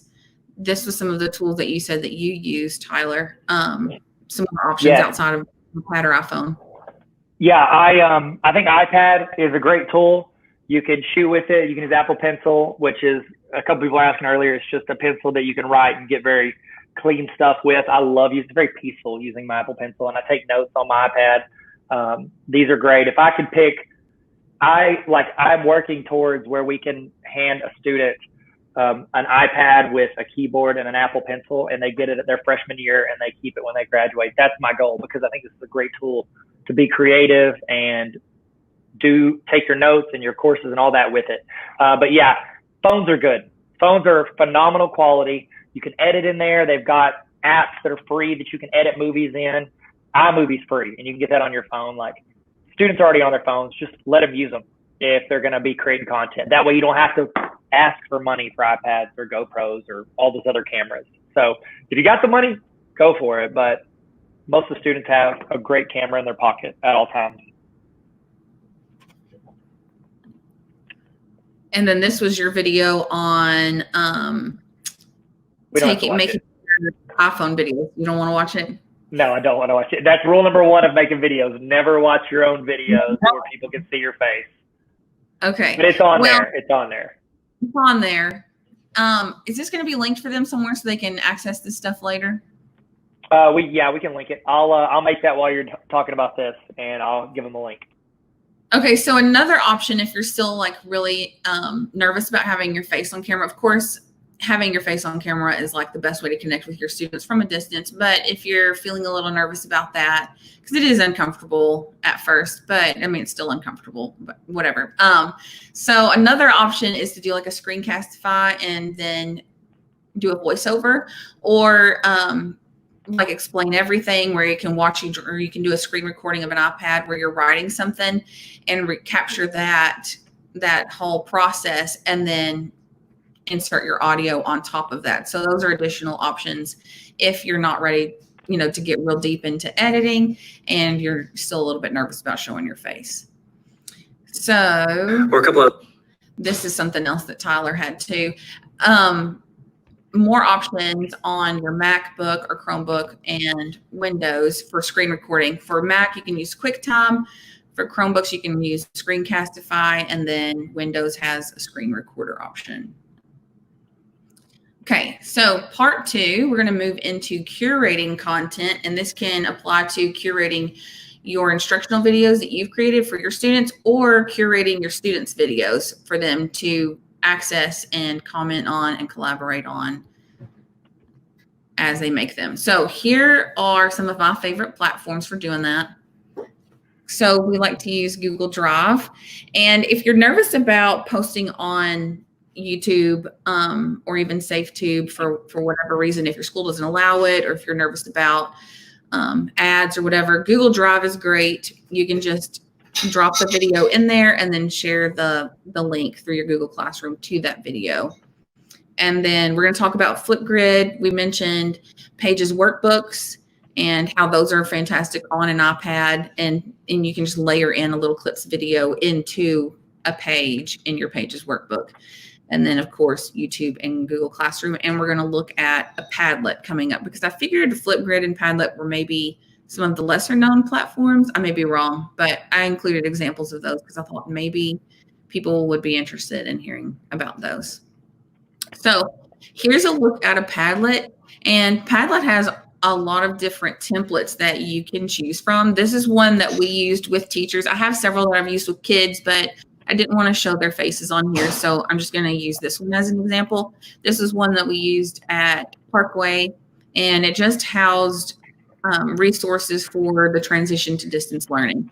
So if I created a YouTube video, I can put it under the topic that it relates to. And this is just one of their templates where you can organize under topics, but they have several. So I highly recommend going to Padlet. I think it's free for as long as you have 3 or less Padlet boards. Like this would be one Padlet board. And if you have more than 3, then I think you have to pay. I went ahead and paid for it because I use it all the time. But you can even use this for a student blog. They have a blog template. So if you wanted to blog from your classroom, you could use Padlet for that. But it's great for organizing content and sharing with your kids. And they can also comment on this. Let's see if this will this take me there? Is it showing up for y'all? No, it's just staying on the presentation. Never mind. Well, this link, I think Tyler's going to link this presentation for you. The link is there, and you can go visit that Padlet and see how it works in action. And some of our kids, our news team kids, made little tutorials too, to help teachers learn how to use clips if they didn't know how to use clips. And so, the kids can post to this platform as well and share their learning. And it was neat to see students step up as leaders in this crazy transition to online learning that we were all thrown into. Yep. Okay, I got the presentation if you guys want it. It is bit.ly, so it's a bit.ly, bit.ly/ballerfell. BALLERFELL. So if you guys want, you have access to all of this. And to answer a couple of questions that have been coming in, the videos, how you can see our faces, it's actually built into StreamYard. So I'm using my laptop camera and I've got my audio here. And so we're just talking through that. So that's what we're using. It's all in StreamYard. Super cool. Yeah, it is super cool. I don't know why I didn't think of that. I'm so sorry. My bad. What'd you say? I should have included a bit.ly link for the presentation. You did. It's bit.ly/ballerfell. You did it yourself. Good job. Do that. No, you're trying to make me look good in front of my friends. Thank you. Okay, so up next is Flipgrid. And of course, this is just the Flipgrid you're looking at is just a housing place for tutorials that we've created to share with teachers. But you can do this with kids. I just didn't want to post a picture of one here because it has their faces all over it. But it's fantastic. It's a fantastic platform. I know several teachers in Bryant started using this during our last 9 weeks, just as a way to connect with their kids. It's super fun. And all that they would do is go click the green plus sign and they can upload a video and then share, and then their friends can see it and they can comment through video, or they can comment through text. They can type text, and you can set all kinds of limitations, like how long you want their video to be. And they can record straight from their computer. So great for Chromebooks because they can just open up their forward-facing camera on their Chromebook and record straight from there. Or this Flipgrid that you're looking at here, all these videos were created in clips and then uploaded to Flipgrid. So you have the option to upload a video that's already been created where you have editing options, or you can just capture live video and then upload it that way. So options, always a good thing. Well, people love your resources. A lot of people haven't heard about them and they really like them. Do you say you've used Loom? I have used. Did you say that? Okay. Yeah. I didn't mention that in here, but I have used Loom. Loom is great for screencast, like for capturing your screen, but then also what it does is it puts your face down in the corner. So you're capturing your screen, but they can also see your face. Good. You knew that because I didn't know an app. Somebody was asking that earlier, and I was like, "There's probably an app. I just don't know." And so, thank you. You're welcome. I've only used it once or twice, so I'm not a pro at it, but it does exist and it's super cool. It allows for the best of both worlds, where you can capture your screen and your students can see your face. Okay. So I want to talk a little bit about sharing your video creations on social media. And I know social media can sometimes be a sensitive topic, but that's where our kids are. And I feel like we have a great opportunity to model digital citizenship and just be present and connected to our kids that way. So Instagram stories are fantastic. So I have a personal Instagram account, but then I have an Instagram account that's tied to my classroom, and we'll post stories there. And it's a great way for parents to see inside our classroom, our art classroom. But it's also a great way to look back at moments in the year and to remember things. And I don't know, just share our story through Instagram. TikTok is my new favorite thing. Is Jennifer Bradley here? I think she's in this. I think she was coming to this thing. Jennifer Bradley is like a TikTok pro. But I just got started with it and it's super fun. And I love, during our transition to online learning, that's how I connected with my kids. I just released like little, because I think the max limit is 60 seconds. So I would just release short little like advertisements of what that day's virtual art lesson was going to be. And then from there, it was linked to a much more in-depth explanation and series of videos explaining a process. So TikTok, Tyler, aren't you on TikTok too? Yes, but I'm not active on it. Vine, I tried to make it work on Vine and it didn't. So I don't know. I didn't invest in TikTok. I just realized I try less and less to be funny. I'm just a serious guy who likes to talk about Google. I'm not fun on the internet anymore. You are so fun on the internet. You're absolutely fun. Thank you. Wow. Thank you. I've been texting her. I'm like, say some nice stuff about me. That's how I just texted her. So I appreciate that. No, it has not. No, these are all true words. But you've used Snapchat for morning announcements or something. What did you use Snapchat for? Yeah. So when I was a principal, I used Snapchat for morning announcements because you don't really need your announcements after 24 hours. So I used to use YouTube, and I had like a little 5-minute show, and I would either by myself and I would do the announcements, or I would like have a couple of students come to office and we would all talk about, we got this coming up, and joke around. And one student was in there and we started a pretend morning show. We called it Carson and Tarver in the morning, and we would do the announcement over a cup of coffee. And so that was fun. But then I was like, it sits on YouTube, and a year from now, people don't need my announcements from a Tuesday. And so whenever Snapchat came around and the story, you could post it publicly, I did that. I never checked any messages because, it's dangerous. And so I just posted publicly to the story. It would say 24 hours and it would disappear. And now, honestly, with Instagram stories, you could just do that in there because it does the same thing. That's when I quit using Snapchat. Sorry, Snapchat. Was when Instagram came out with stories. I was like, I could just do this. But it's a great resource for temporary video, which is great for announcements. And I used to do the announcements publicly because, believe it or not, students don't always get your announcement papers to their parents. So I would tell the parents, like, if you want to stay on top of what's going on, here's where we're doing the announcements. Check in anytime you want. Hey, can I answer a question from a math teacher? Is that cool? Yes. Okay. So the question was, she needs to record a whiteboard while writing. Used Explain Everything for years. I used Explain Everything for like 2013, 2014. I promoted all the time because it's very easy to record. You could bring in photos and then you could export it to YouTube really easily. Yes, what I recommend, if that sounds like what you want to use, is you want to either use paper or Notability. You can just screen record your iPad or your cell phone and then use that app, Loom, that Lindsay was talking about, and you'll be able to do exactly what you want to do on there. So that's what I would recommend. Okay, Lindsay, back to you. Back to you with the weather, Lindsay. Did we talk about Facebook stories? I don't know that we did, but no, go for it. Facebook stories is a thing too. I mean, are kids on Facebook anymore? I think it's just mostly us old people. But That would be telling the parents what's up. yeah, Facebook is great for connecting with parents, but if you're wanting to connect with students, Instagram, TikTok, and Snapchat for sure. And Yep. I think just being present on those platforms, I don't know, I think it's fantastic for your kids, and it's a great way to model positive ways to use those platforms, because I think sometimes, I don't know, they can use that positive model, that positive I don't know, application of how to use that platform to spread Yep. kindness. So yeah. Okay. So moving on. Here are some ways that Tyler has used. Sorry, Tyler. I tried to pause it before it started. Thank you. I appreciate it.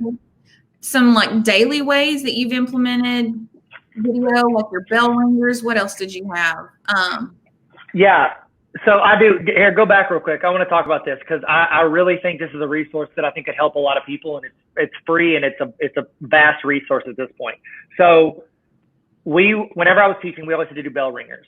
And so when I was making videos, I was like, I want to make something that is a resource for teachers that they can use as often as they want, and it helps them make their job easier. So my idea for teachers or administrators that want to put all the students in one class is, I think that I started out doing the YouTube math videos as bell ringers. I was like, well, that's only one subject. So I started doing a quote of the day video. I call it Rock the Quote. It's a series, and I keep all the videos like usually around 3 minutes or less. And the idea is that you either post it in your Google Classroom or you play it on the screen, and it takes over the teaching for you for a few minutes, so you can take roles, send emails, catch up with people who, couldn't be in class the day before. And all I do is I read a quote. I give my thoughts on it. I don't ever get too controversial or crazy with it, and I don't think. And you tell me if I do, and I'll take it down. But I'm pretty sure it's just pretty much, I talk about the basics of the quote, and then I'm directing it as if you're handing it to your class. So I say, hey, comment in the classroom and then reply to somebody. Keep it kind. Like I talk like I would talk if I was the teacher posting it in there. And so I even have in the slide an example. You could literally copy paste the same thing every day. And then I have 180 of these Rock the Quote videos. You could just copy paste the links and have a different famous quote that people could give their thoughts on it. So that's what I got. A lot of talk on TikTok. Yeah, TikTok does roll into stuff. I think that if you're pushing it to your students, you should be careful, but like anything, it's just, you got to find what the best app for you and your people are, because TikTok does do a lot of, they push the algorithm and they do a lot of, you don't get to control it. It's just, they pull up pretty quick. So keep that in mind, but it is a great app. And honestly, the best apps, if you can incorporate them safely, the best apps are the ones that the students are already on. So that's my thoughts. So Lindsay, back to you. Back to you, Lindsay. Thanks, Tyler. Let's see. So empowering, I wanted to talk a little bit about why it's so important to empower students as creative communicators with video. And so, of course, number one is it allows for creative expression, and that is so important. There was a study done, I don't know if you know these numbers, but there was a study done on screen time analysis with young people, I think like ages 12 to like 21, maybe. Jessica Watson knows these numbers because she was talking to me about it the other day. But I think out of all the screen time that is collected on those kids, through the screen time app on iPad, there was a research study done. I think only 7% of that time is spent creating. So the more that we can encourage them and empower them and show them how they can create instead of just consuming all the time, I think is really important. Super duper. I think it's very important. I completely agree. And then number two, it can be considered a modification for your ELL students or language impaired students, because what you're going to do with that video is give them an opportunity to explain their understanding or their learning, and they may not be able to write that down. They'll be more willing to take a risk with vocabulary if they have an opportunity to explain that learning orally, and then they can go ahead and do it, and then you can go back and watch it later. So they can do it in class, and you're not having to stop your instruction to listen to them explain explain their learning or their process to you. And then after the student, when they go to lunch or when they're in their specials class or their pull-out class, you can go back and watch that and check for that understanding. And if it's collected in a video, you have that and you can create a sort of digital portfolio for that kid. You can go back and reference it when you're in a conference if you need to, either with parents or with administrators or specialists. And you have all of that data collected where it's viewable, and it's really powerful. So, and then also it's great for your young learners like kindergarten, first graders who are emerging writers. They may not be able to write down all of the learning that they have or that they understand, but they can tell you about it. And a great way to capture that is with video. I concur. And then, of course, you can use this as a formative assessment. I saw there was an Apple Distinguished Educator from Texas, maybe. She used Keynote, and she made this template, and it was a way to, and she had like placeholders for video. And maybe every 2 weeks, students would record themselves reading a book aloud that they were familiar with. It was just like a familiar read that they, recorded independently. And then they made this portfolio of their familiar readings for an entire year, which is kind of neat. You would still want to do running records, but it's a great way for them to go back and look at, what their reading looked like in August and what it looks like in May, which in first grade, it's going to be huge. So. Oh, yeah. Yeah, I completely agree. And then, of course, platforms for students to share videos. We talked about these a little bit before, Flipgrid and Padlet, and of course, Google Classroom. So did you have anything you wanted to add to that? That's my last slide, by the way. I think I went over a little bit, like 15 minutes over my time limit. No, you were perfect. If you guys want, I'm going to say a little bit, and then we'll answer a few questions if you want to throw them in there before the next session. So toss in any questions for Lindsay, and we can answer them. Anything you want. I think, honestly, I'm always a proponent of simplicity. If I'm going to pick between like, oh, this is a really cool app, but then I'm like, well, Google Classroom pretty much does the same thing, I'm probably going to go with what they're comfortable with. And also it keeps it all in one place just because I'm in my brain. I don't like things scattered around. So if you do things in different locations, make sure when the students submit it, they're copying the link and they're putting it in Classroom so you're not having to go out and search for everything that they're doing. So that's what I highly, highly recommend. A lot of people are big fans of producing content, not just they're producing content, not just consuming it. So that's good. All right. Hope you like that. Hope you got something out of it. This next one is from Stephanie Howe. It's a quick look at some of the grid colors, tracking sheets that she has just created. You can get this resource at Stephanie's website. Go get that. It is a huge tool, and I think it'll help you in your class. And it's a really cool way to let students feel seen while they're making progress on their classes. Stephanie, take it away. Take it away. Hey everyone, Stephanie Howe here, and I am so excited to share grid tracking with you. So the first thing you're going to do is you're going to add your student's name where it says students names 1, 2, 3, 4, 5, 6, 7. And I had an issue in my classroom. I had students that were kind of working anywhere in the room, and I wanted them to be able to really show me where they were at because I was trying to work on personalized learning, blended learning, and student ownership, and I was struggling with it. And this form or this Google Sheet allowed me to keep up with my students and provide meaningful check-ins with them along with that student ownership. Once you have the student's name, you can put activities up here if you wanted to. If not, on Global GEG, if you go to YouTube and you type in yes, personalized learning, there is a huge webinar based on, we don't need to hear me twice, based on the grid method. And using the grid method talks about this tracking sheet. However, I have teachers that just use this tracking sheet and they put their assignments up here. But this 1A actually deals with this grid model of personalized learning. So if you want to check out that video, feel free. Again, it's on Global GEG. Yes, personalize my learning, the grid method. Once the students are in, they get to go over here and they can check where they are at in their progress. And I can quickly look at my board, my computer screen, and see where every single student is at. Then I can go over and ask the student, okay, You've been on this for pretty long. Let's have a conference and talk about what you're struggling with. I can have the kids move on if I need them to. Okay, so again, I can see where every single student's at just by the click of them changing their colors. Over here, they can change their colors if they need help or they need checked, and there's like a formative check. I am able to help them or provide them support on whatever they need.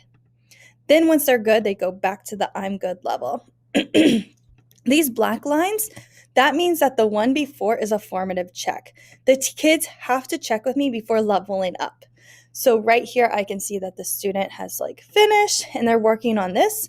They might come over here and do a quick check me, and I can look at their report, give them feedback, and have them move on to level 2 or conference with me more and rework on the concept until they master it. Again, every kid's kind of moving at their own spot, and it's really nice for me to be able to see that. Over here, if a student goes into the hallway, they can mark it and I know what time they went out. So I can say, okay, you can go to the hallway for 10 minutes or you can go to the bathroom and you've been gone for 15 minutes. I better check on you. So again, just another great way to keep students accountable for where they're at and what's going on. Feel free to use this template. And if you have questions, feel free to reach out to me on Twitter at MrsHowe24. Okay, time for the digital lesson plans. Let's look at these digital lesson plans. This template is free. You can use this. It is at tarveracademy.com/resources. I've also got a few more lesson plans you can look through if you'd rather use them. But here's a look at it and how it could help you move some of that digital instead of using paper lesson plans, and then also how you can create your own. So here we go. Digital lesson plans. Here we go. Here we go. Hello, ladies and gentlemen. Tyler here, and I'm so excited. We are about to learn how to create some solid lesson plans and then how to import that into Google Slides so that we can update it and keep it rolling and modify it and make it a living, breathing document that can be shared, collaborated, or you can just use to make yourself better every year. Do not make your lesson plans absolute trash that are just a waste of your time and a waste of your principal's time.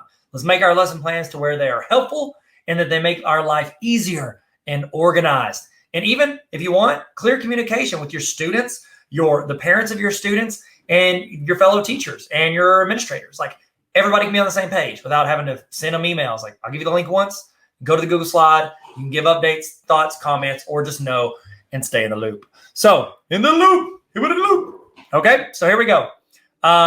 Let's go ahead and start here. Canva has a lot of really fantastic. Let me give you the link. If you don't have the link, I'm going to toss it in there. Check out this. I'm going around my camera. Sorry. Duck around my camera. There we go. So I'm going to toss the link on the screen. It is bit.ly/Tarver Canva. Okay. They have free accounts. They have education, which is like the premium version, and it's free for educators if you prove that you are an educator. And then they have the premium accounts. All of them are fantastic. Okay. So here we go. So go to that link, sign up for an account if you haven't already, and you can follow along. I would love if you did follow along. I think that would be fantastic. If not, that's totally cool. So let's do. My goal is I'm going to make a generic lesson plan. You can even get more specific and detailed, like put your name in it, put a photo of yourself. You can do whatever you want in the video. So let's do lesson plan. Here we go. We're going to go. Look at that. Boom. Canva's got a ton of templates already made that you can edit and adapt and make what you want. Okay. We want to go with a regular piece of paper. Now, you could print these off. My thoughts are it's going to be more helpful if you can make it to where you click the links. Paper, like here we go. Check this. Paper, it's hard to click the links on paper. Okay. I love paper. You just saw me. I have a notebook I use every day. But let's see how we want to split this up. I want this. Ooh, this one's not bad. We're going to look around at some templates and see which one we like the most. Let's see. I've got it right now in 1, 2, which we can adjust the categories. Let's see. This one doesn't look bad. This one's pretty clean. Let's do this one. This one's not bad. And I can adjust my backgrounds. Okay. So when I click on it, what it does is it makes a copy of that for me in Canva. And now I'm going to be able to go and edit my version of this. So good. So great, right? So good. So great. Here we go. Okay. So I'm going to call it, well, it's not going to put a date on it. I'll just put lesson plan right here. And then I would put Mr. Tarver's class, but I want this to be able to be used by anybody. You know what? There we go. Yeah, let's do this. So what we'll do is we'll have the class period on there. I think that can stay. I think that's pretty solid. Let's change the background, make it look like stuff that I do. I have kind of a look and feel. So we can go to my folders and we'll go to got some baller stuff for some baller teachers. Baller teacher playbook, what's up? Let's do this. How cool would this be? Okay, I'm tossing that on there. Definitely going to toss my logo, my certified baller teacher on there. I'll give it to you guys. Okay, so here we go. Let's do this hardwood background. I'm going to just drag it over and I'm going to drop it. There we go. Oh, there we go. Now I need to change this color, make it a little bit darker. There we go. There we go. And now I'm going to add, what do you think? Should we add this? That one's pretty cool. Let's do both. Why not? You know what? It's our lesson plan. We can do whatever we want. So let's go take this. Let's put it right here. And then we're going to move lesson plan here. All I'm doing is clicking and dragging. This is super user-friendly, okay? And then if I want to add this in, I've already imported these in, so I can just click and adds it in. I'm going to say you're a certified baller teacher, because you are. How's that? There we go. Certified baller teachers. It's my template. I guess I can do whatever I want. Okay? Is that too much? It feels like too much. I'm just going to leave that. We'll leave that on there. And we'll do this. Lesson plan. There we go. And it gives you some room to play with it. If you want to put something up here, you can put your name in there. It's all up to you. And I'm going to show you how to do that in Google Slides. So what would it be important? Let's see. I have class period. I think that's important. But I need some more stuff in there. So I'm going to move this circle over. So we got class period. What else? I think we should do whatever week it is. Wouldn't that be helpful? Move it up. You know what'd be sick? Okay, I got an idea. Watch this. Okay, so we're going to move that. All I did, to do that, I'm going to explain how to do that. So I selected all of this, click, drag, and select. Then on your keyboard, you can hold the Option button. And then when you click and drag it off of it, it creates a new one. Okay? There we go. Okay, and then we can just say, want to put up here, want to put week number. And so then you can put in the week. Let's see. So week, I would say day. How about this? Let's put day. And then what I'm going to do is I'm just going to do a Monday. Oh no. I don't want it to be bigger. I just want to go further out. There we go. Nope, that's not working. Let's try this. Oh my goodness. Can I zoom in? Okay. We're just going to go here and I'll just make the text smaller. Okay. So I don't want that day to be so ginormous. So what size are these? I'm clicking on it. It's 13.2. So we're going to make this one 13.2. Okay. Now what I want to do is I want to add it to where you can, in my mind, I'm going to make it where it says Monday, Tuesday, Wednesday, Thursday, Friday. And then when I make my Google slide, I'm going to do it to where you can drag like a circle over the top of it. I think that'll be kind of fun, right? Monday, Tuesday, Tuesday. Give me a 0. I don't want a 0. Okay, so we're going to copy the space in there. And I'm going to put it right here. Okay, if you're doing this with me, we're doing it. You're adjusting whatever you want. This will be Thursday and Friday. Oh, nope, not find. Friday. In the comments, 1 to 10. How much did you love that song, Friday? Okay, I'm spacing these out a little bit more. Monday, Tuesday, Wednesday, Thursday, Friday. This is going to help you get an idea of your week. There you go. Does those look spaced out? They look different. Is that better? Those look pretty even. I think we can use one more here. Sorry, you're getting to see the process of creation. So, okay, that definitely doesn't look right. Okay, remember, undo is Control-Z if you're on a PC or a Chromebook. It is Command-Z if you're on a Mac. Okay, we're rolling. We're rolling, people. We're rolling. Here we go. Okay, So we've got our lesson plan. I think we can actually make this even bigger. Okay, so we've got our date. We're going to be able to drag and drop a circle over it. We got our week number, which we can just write in. Let's see, class period. What do we need to do? Class period. I think that's good. You could say if it's like a specific class period, and we're going to make it with a Google Slides. You can build it out. You can shrink it down. You can have the options to adjust that however you want. Okay. Should I put like another logo in it? I love the Baller Teacher logos. Stephen Overturf, shout out. So we could do Baller Teacher logo. What do you think? Does that look pretty sick or not? Baller Teacher logo. Hey, what do y'all think? What do y'all think? Y'all like that? If you don't like it, I mean, just don't use the template. Okay. Baller Teacher lesson plan. I mean, that's pretty sick, right? Do we like that? I mean, I kind of like it. Maybe I'm a little,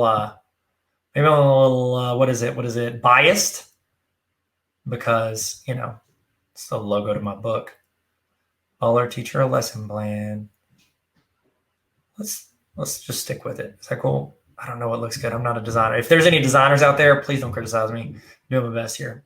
Okay, so here we go. I think that's too much. That's too crowded. We're going to delete it. I'm sorry. I keep wanting to make fetch happen. Quit trying to make fetch happen, Tyler. Okay, lesson plan.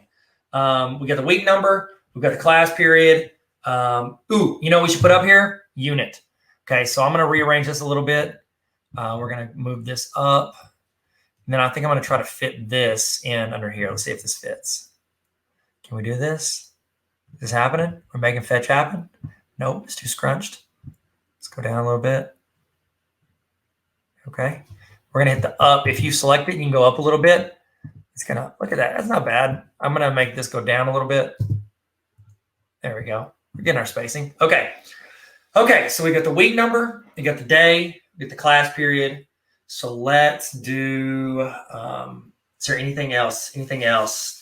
Throw in the chat. What are some other things that we could toss on here? If somebody's making one of these in real time. I said units, so we'll do that here. So I'm going to toss that option over. I'm just going to drag and drop. So that creates this. And I can change this to unit. Okay, I want you to be able to put in like, oh, we're doing chapter 5, or we're doing, you know, American Revolution. Okay. There we go. Let me make this. Okay. Okay. Spacing is really wigging me out, and I apologize if it looks trashy. Okay. So we've got week number, day, class period, unit. Let's see what else. We could use, let me think. We could do, okay, so here's what I'm gonna do. We got objectives, I think that's solid. And then this could be overview. I kind of like overview, to be honest with you. And then we've got warm up, presentation, and assessments. Here's what I'm thinking. A lot of times the warm up is just like a link to something, like a link to a video or something you've done. I think presentation also is link. And then assessment, I think that's a link as well. Because a lot of times, like, we're not going to write in a lot of this. We're going to link to it because I'm thinking this is like a virtual activity. So here's what I want to do. I want to make them to where they're all links. Okay, so we're going to shrink this down.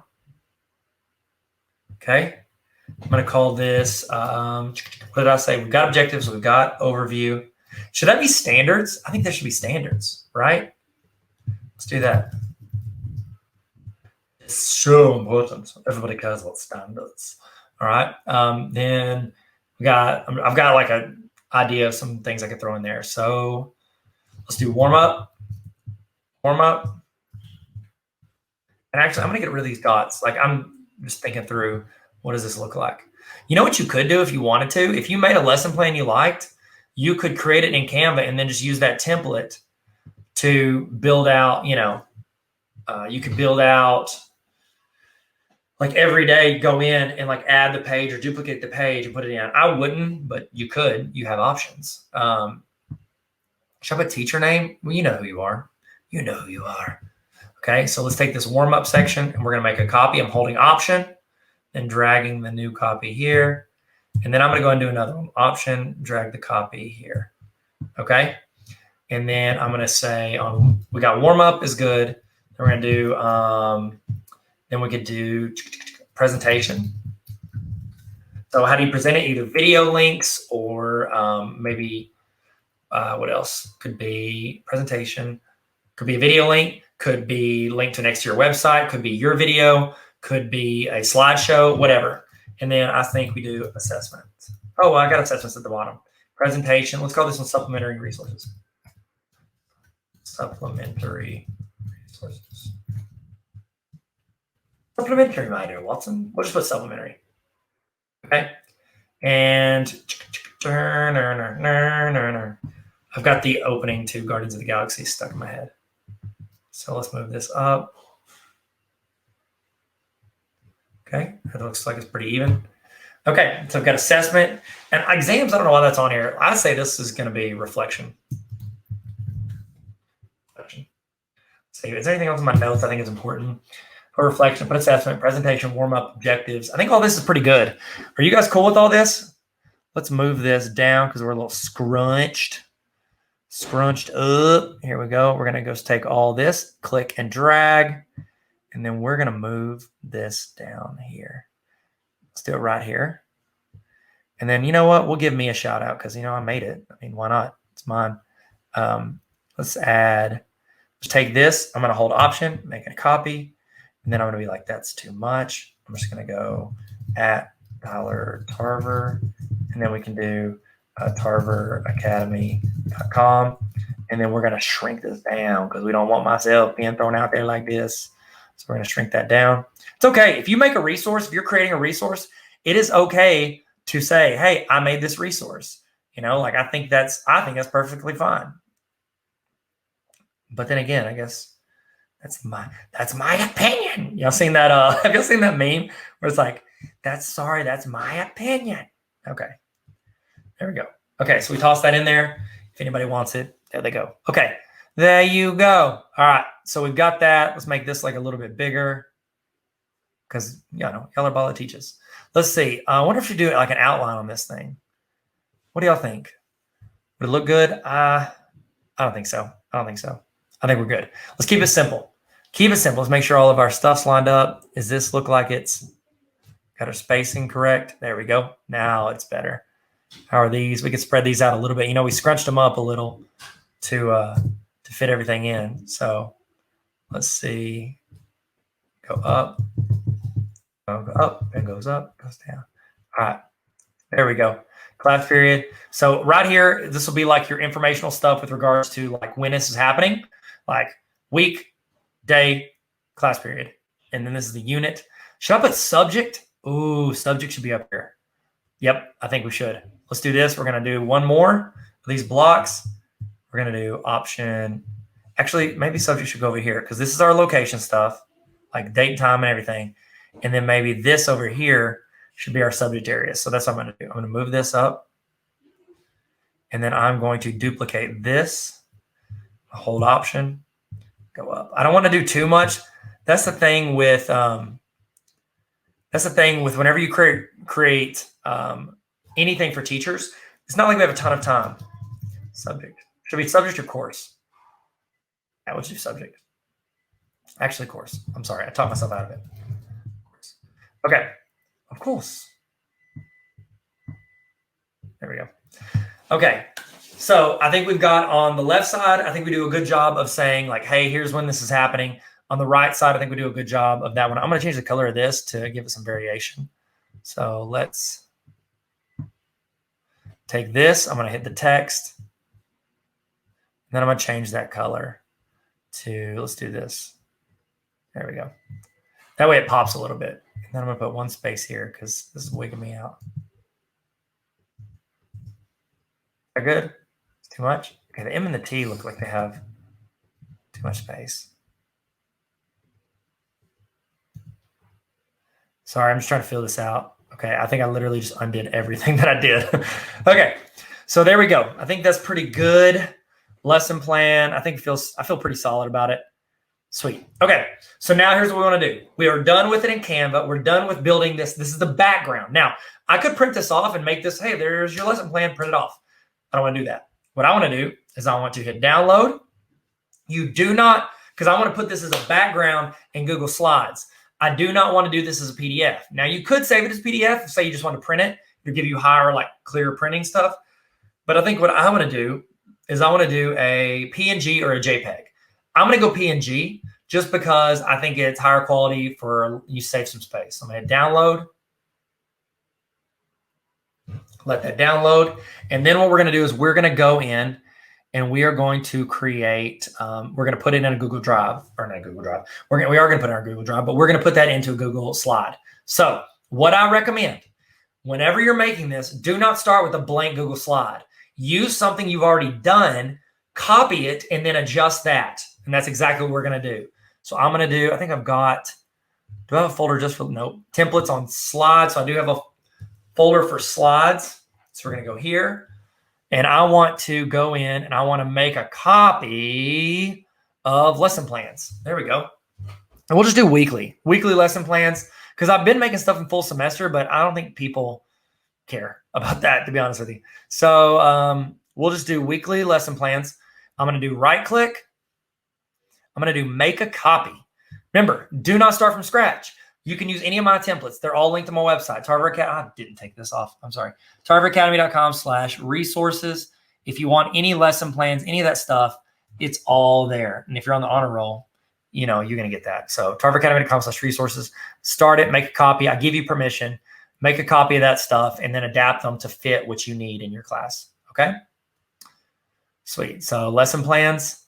We'll call this one, I don't want to title this because I've already got some lesson plans, but I need to, how could I title? I could title this, trying to think of something that differentiates. These honestly look more high schooly than my last ones. My last lesson plans, these are more, they feel more, 6th, 7th grade and down.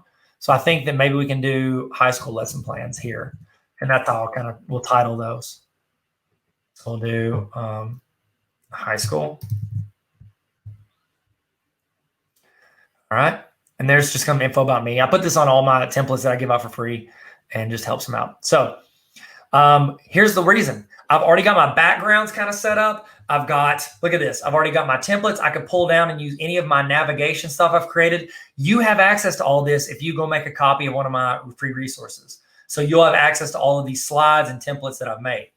Now, we go in. I'm going to do this. I feel like this is all pretty clean. I don't feel like I need to do anything to that. It all looks good. Actually, I might move this box down. It bothers me a little bit. So I'm going to take this box. I'm going to move it down just a little bit. I'm going to do it with a little, oh, never mind. That worked. Okay. I clicked to add the title of the course. I made a little navigation page to where you can click and it'll bounce to whatever day of the week you want. I just think that's convenient. And then I've got these two slides. I always put in these two slides. I think they're super helpful for students and educators alike. Make it a hub. This can be like your quick links. It's almost like a bookmarks bar or things that you go to frequently. You can put those right here. Then we want to leave this where they can put the week number in. I think week at a glance still applies. Now, here's my other lesson plan. Do you see where this feels more like maybe it's made for lower grades because it's like talking about activities, starters, all that? Okay, so what we're going to do is we are going to go in and we are going to import our new background. Now, I could just import the background and put it in there and replace it, but I want to add this as a actual I want to add it as an actual piece in my master collection. So I'm going to go to View, Master. Then I'm going to go to it. Go to Master Slides. This is where you can go in and create stuff that's in your dropdown, okay? I highly recommend, especially once you get comfortable with creating resources, start building out some master slides. You're going to be able to add to your repertoire of things that you are creating. And these are just some of the ones I've made over the past, 6 to 8 months. And so let's go in. I'm going to find my lesson plan one. Where are you, little buddy? I've already seen it. Where is it? Lesson plan, lesson plan. Lesson plan, lesson plan. I'm singing to stall to find my lesson plan. Here we go, here we go. Okay, I don't want, because I could just change it right here. I don't want to change it yet because I want to have this as an option as well. I want both of them as options. There it is, lesson plan, found it. Okay, so what I'm gonna do is I'm gonna duplicate this. So I want to hit Option, drag, just like we talked about with Canva, and then actually I'm just going to hit copy. Select that, hit Command copy, and then Command paste. And then it's going to do it. It's going to do it. It's going to do it. There it is. Okay. So now I've got 2 of these. I'm not going to mess it up. I need to title it. This is one I wish I would have done. I could go in and do it. It'd take me like 10 minutes, but I need to go in and I need to title it. I'm going to call this lesson plan high school. Rename. And I'm going to put this. I'm naming the slide high school. Okay. Now I'm going to import that background that we just created. And it's up and it's up. Here we go. I'm going to go to background and I'm going to choose the image. And then I'm just going to drag and drop what I just created. Yeet. Just going to yeet that into there. Yeet.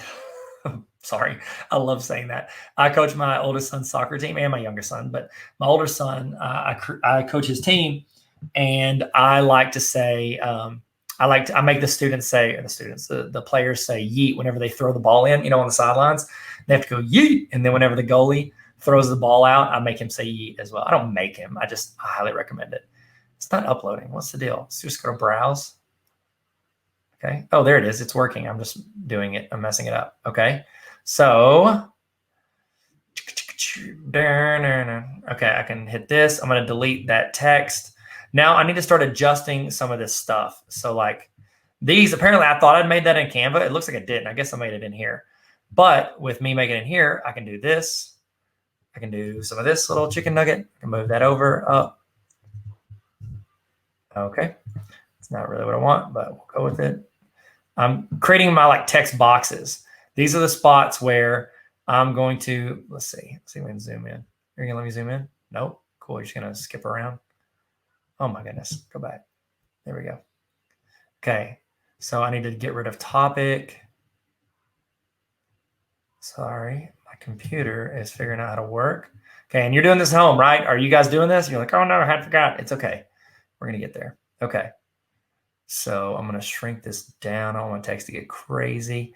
And you can choose the default for how this text goes. They added that in there, that feature. Good job, Google.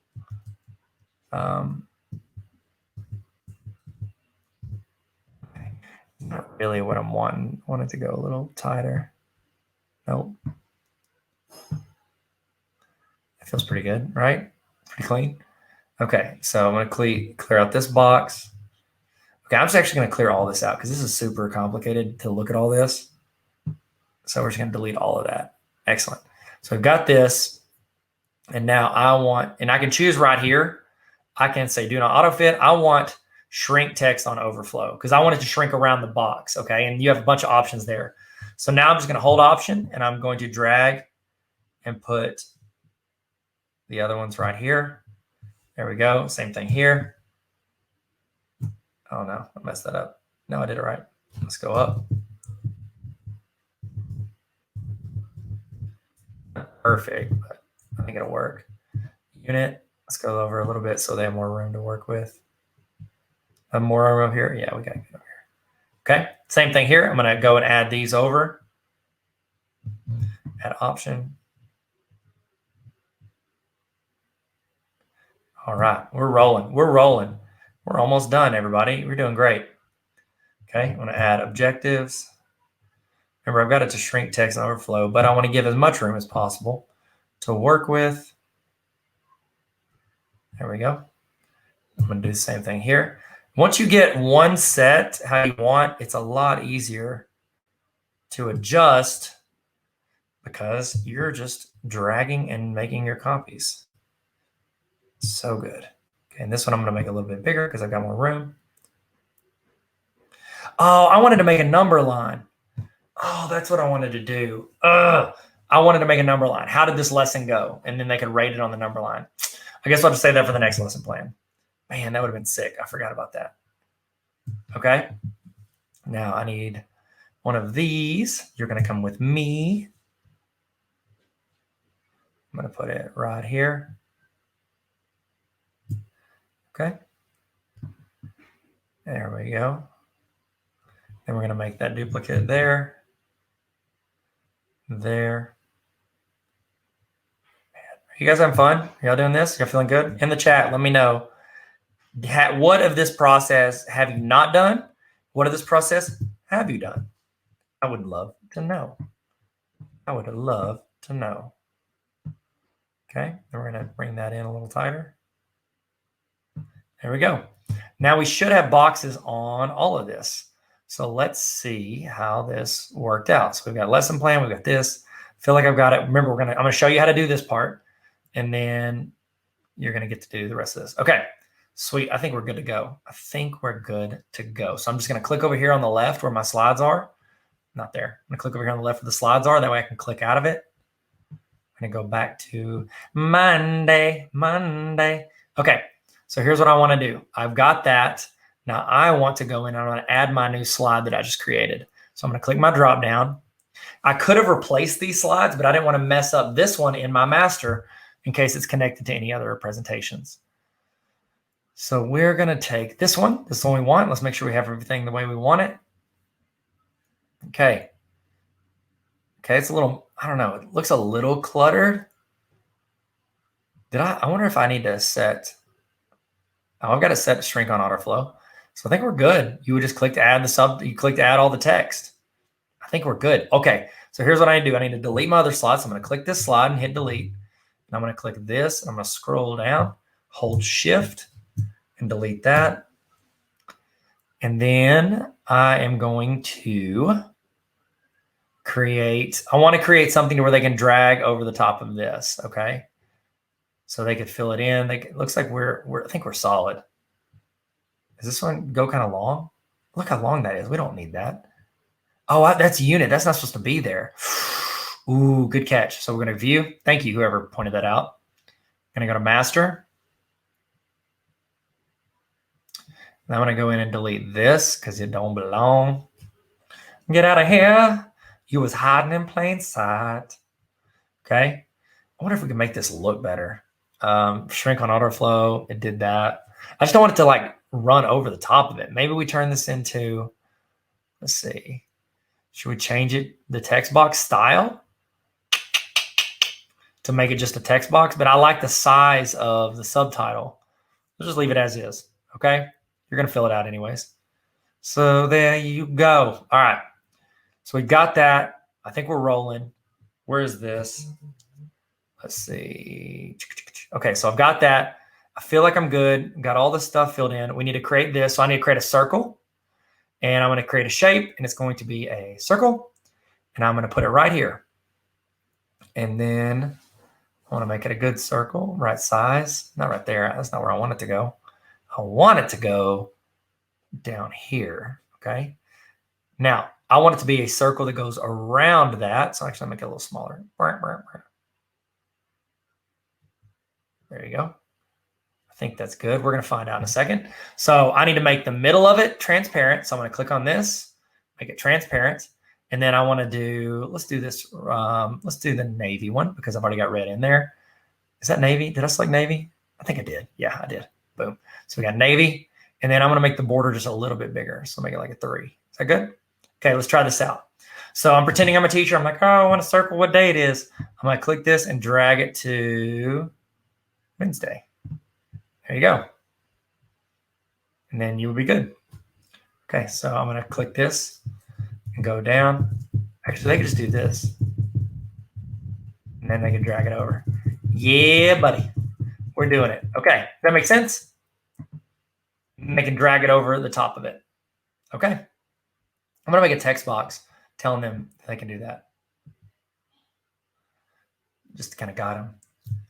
Hint, drag the circle over the day of the week. Do that. Make it bold. How about a little bit of spice? Actually, I'll make it light. I don't want it to go crazy. We're going to change the font color. We're going to put it as red. There we go. All right, so let's just drag that over the top of this. And we're going to put it right here. There we go. People can delete that if they get sick of it. Okay. Hint, drag the circle over the day of the week. Solid. We're doing it. Make this bold. Just let hint know it's bold. Hints are important. Okay.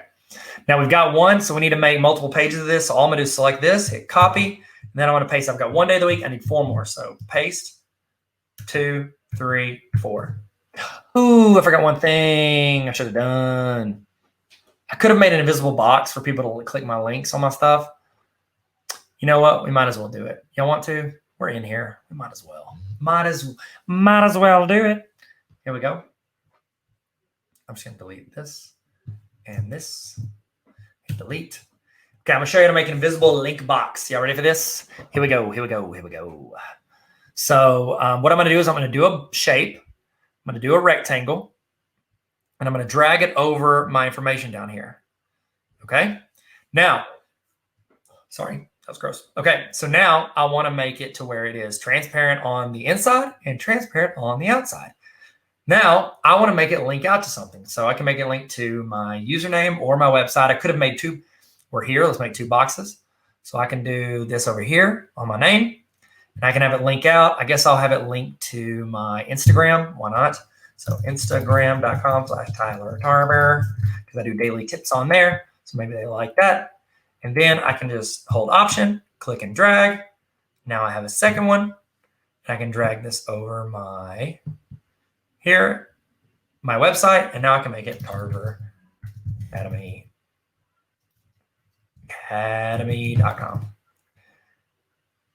I think that's good. Okay. You know what we could also do? We could also do the same thing for the Butler Teacher. If you want to be a Butler Teacher, you can buy the Butler Teacher Playbook. So I can make it here. Now, people can delete this. Honestly, they're probably never even going to click on this, but it gives them an option if they want bit.ly/Baller Teacher. Apply. This transparent. This transparent. Bam. So now we have transparent there, transparent here. Unless did I just click it or did I make a copy? There it is. That one works. Did this one not work? I think I actually deleted it. Yeet. So we're going to hold Option. Make sure we're holding Option. Making the copy. I was afraid of this. Okay, so now let's adjust this back. Okay, sorry about that. Now, this is how... oh, that's not how you do it. Okay, great. Now you've done it. Now I need to go make those copies. So I've got a Monday one. Now I need to make it for Tuesday through the rest of the week.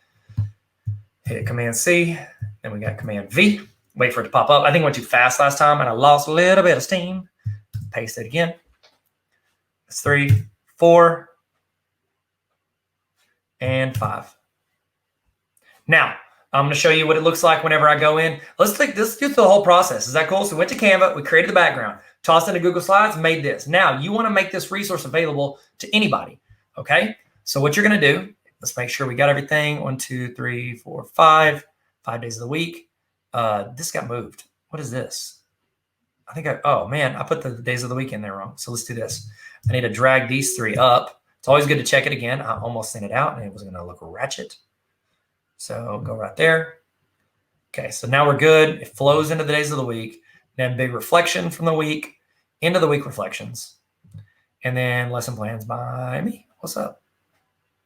Okay, sweet. I think we're good to go. Okay, and also I have this slide in the beginning. It's just kind of like telling people about myself, stuff I offer, the free things they can be connect with, and then some of the stuff they want to upgrade. Okay, so you can do the same thing there. Especially if you give them free resource, I don't feel bad. Honestly, I do this page on Teachers Pay Teachers as well if I toss it on that. Now, I want people to have it, so I want to put share. And then I want to say anyone with the link can view, okay? This just takes out any access issues you might run into later. So we're going to go to change. And we want anyone with the link, okay? So done. Now, anyone with the link can view it. I don't want that because then you're going to have people requesting access. You're going to have people hitting you up. You don't want that because then you're going to see people in here if you ever go change it. This is what I recommend. Go up here. You go to your address bar, and then somewhere near the end of your address bar, there's going to be the word edit, E-D-I-T. You want to find that, and then you want to highlight everything from the E in edit all the way to the end and delete it. Then you want to type copy. When you do that, I'm going to copy the whole link now. you have created a force make a copy. So for your resource, when somebody clicks the link, it's going to force make a copy. So now I want to go to Solo, which I highly recommend. Let me give you the link for Solo. If you don't have Solo and you're making resources, I honestly now recommend teachers, instead of creating a Google site or a Wix, I tell them just create a Solo account. They have free ones, but they also have some pretty affordable paid ones. I'm going to, okay, hold on. Let me add this on here. It's bit.ly/Tarver Solo. Do it through me, because that way they just like it whenever I recommend people to their website. And if you ever do pay, it doesn't cost you any more, but then I get like an affiliate amount. So I get like some change on that every month because you did it. So I highly recommend, especially if you're creating resources, doing stuff, everything you do is trying to add to the greater library of what you're doing. And it's also better if you do it this way. You can get a better account just because you're recommending it to people and you're helping them out. So I'll go to my Solo. I'll go to my page that I've already created. Now I want to go down. I want to add a link. So I'm going to add new link. And that's where I'm going to put my link in here. Bam. And then I want to title it High School Lesson Plan Template.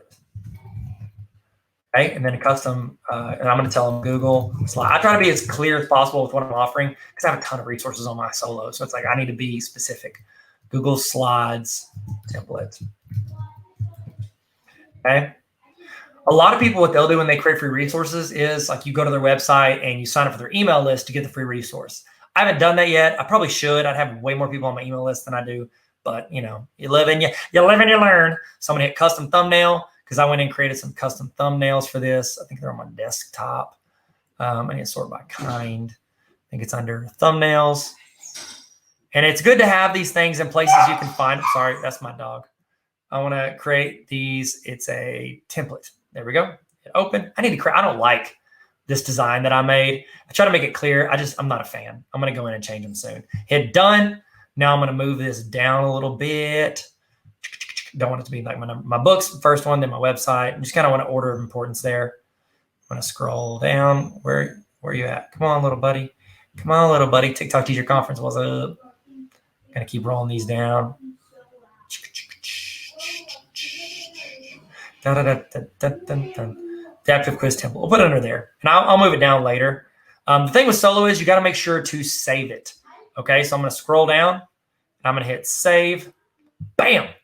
Now, whenever people go to the link in my bio, they're going to be able to see this resource. Click it, and it makes a copy for them. So there you go. That's how you make that resource. We use Canva, we import it into slides, and then we put it into Solo.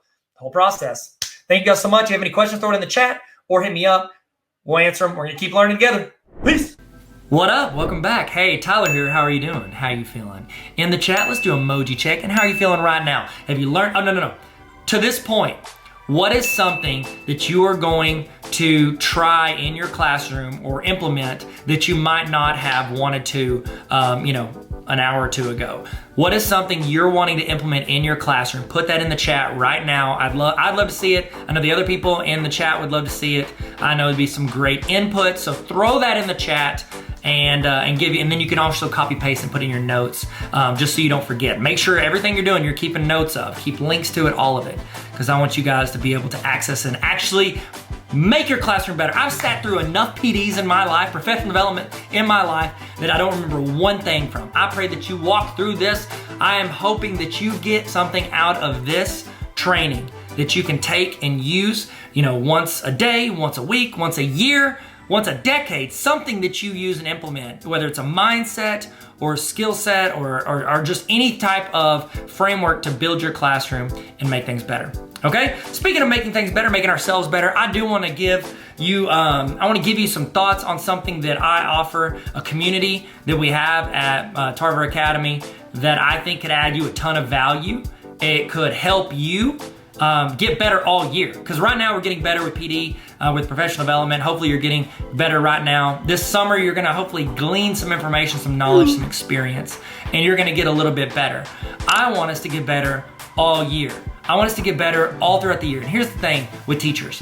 We do not have time to go sit through a 6-hour professional development once a week.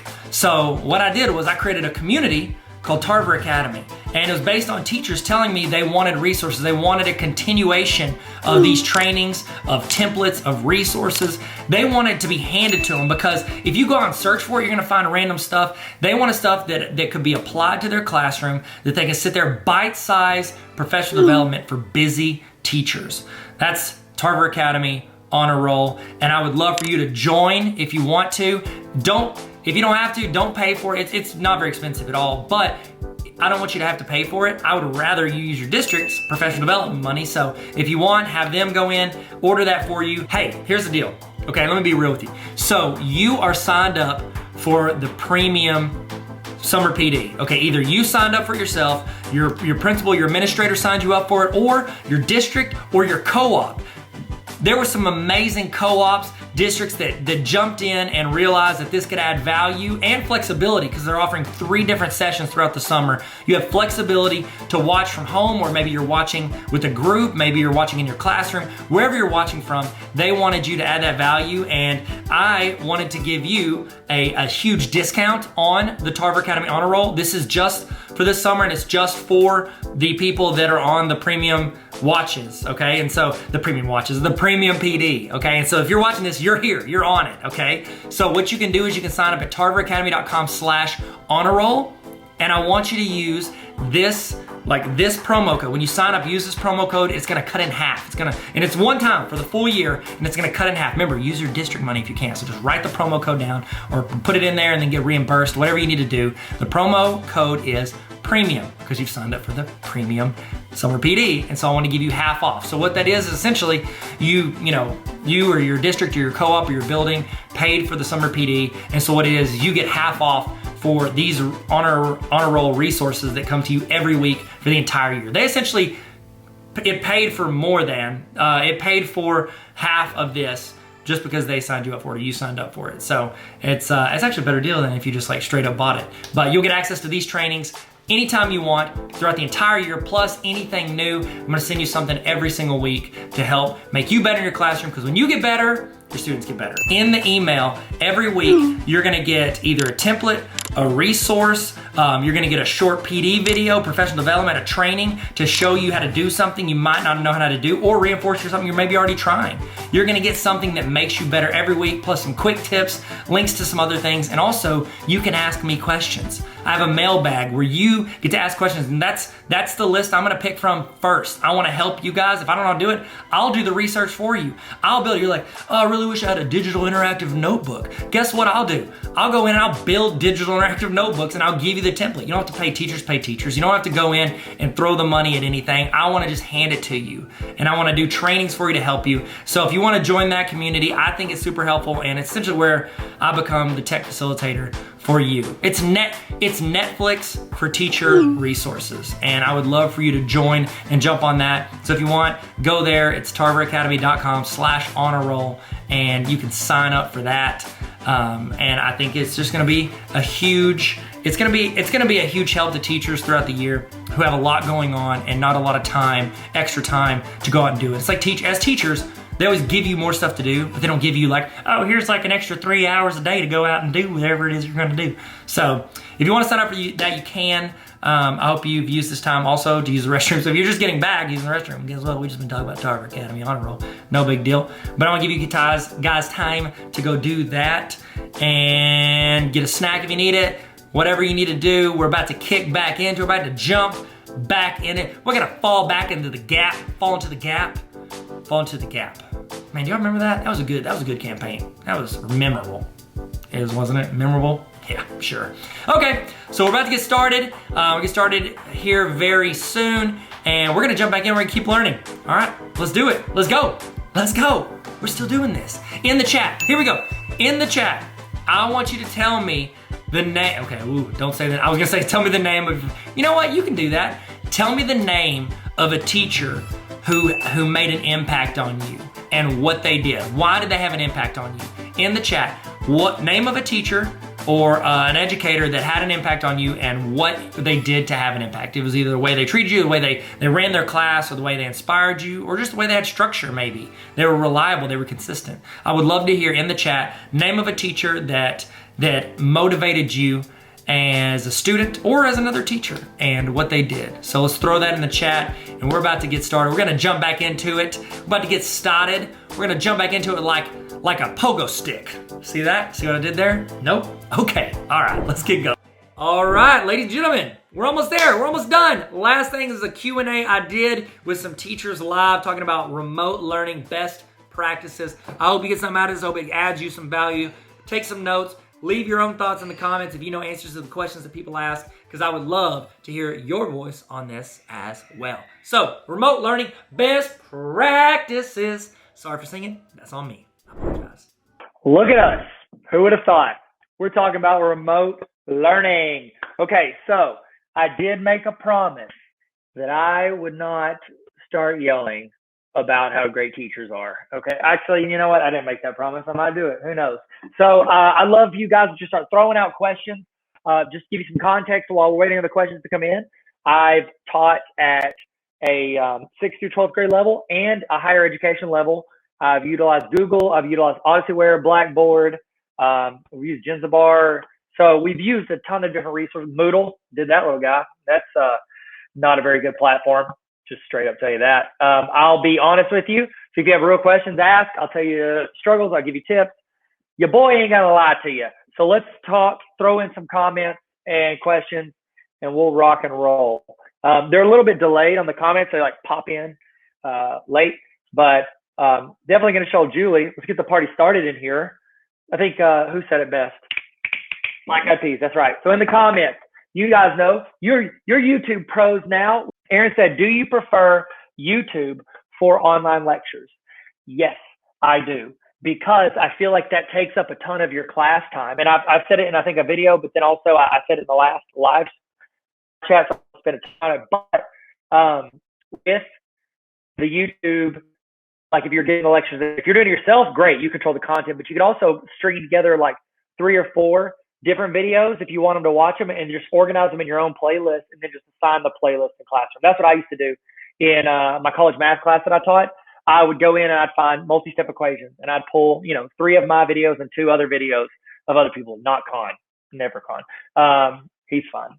And so I'd put those videos in, and the student's assignment would be to watch that, because that was about what we were going to talk about next time. And I wanted them to get a head start so we can kick off class running. I'm not like having to start from scratch. They had to take notes. That's how I took proof. And they would take a picture of it with their phone and upload it to Google Classroom. Because I found out once I got back in the classroom and taught some of those college classes, I cannot stand having paper everywhere. Oh my goodness, I couldn't do it. Okay, Tara. Tara said difference between level 1 and level 2 test. Okay, it's been a few years since I took it, but if it's not changed, the difference is level 1 is a lot of like how to go in here and do this. Like it's the stuff, honestly, if you've been using Google for a few years, you could probably go in and do well on the level 1 test. It's, how to share something, how to change the name of a file, like all this stuff you've probably already been doing. Level 2 takes it to, it's like they include a lot more with calendars, tasks, kind of like those exterior things that people use in Google, but it's not like your doc sheet, slides, drive. It's not your basics. And then they want you to share stuff as well. Those 2 playlists, that'll give you a really good idea. The bit.ly/G Tarver is level 1. Bit.ly/G Tarver 2 is the other one. Zoom versus YouTube. What do you think? Honestly, I'll be honest, Mary. Okay, I'm sorry. I'm going to let y'all see this. I'll be honest. I won't use Zoom. I won't use it. I'll use it for people that invite me to meetings. I don't know. Like, here's my thing. In 5 years, you're not going to be using Zoom. You're going to be using Google Meet. You just are. And you know why? Because it's incorporated with everything else you're doing. It's secure. Google does online video better than anyone. It's why they've dominated the YouTube platform, YouTube TV, YouTube Premium. Like, it's better than everywhere else. They're even dominating. You know this? YouTube Music. If all the stream music on the internet, Spotify, Apple, Pandora, all of it, 50% of all music streamed on the internet is through YouTube. They're even winning at music and we don't even know it. It's insane. I'm sorry. They're good. They're going to keep getting better. Zoom, they're just not going to be able to keep up. YouTube's too good. Lillian, checking in. What up? I think I may be crazy watching the comments in YouTube. However, Zoom students talk over each other. Yeah, that's the thing with Zoom. And honestly, I just like it all being contained in my Google Classroom and then keeping it there. It's just simpler for the students. Why would you spread it out across platforms? Okay, keep asking questions, guys, and we'll keep answering them. Does it offer options to record? Yes. See, it's Google. Like, oh, I'll talk about the fail bail. I talked about it in the comments, but I didn't talk about it in the meeting. So this last year, 2019, I got accepted as a Google Innovator.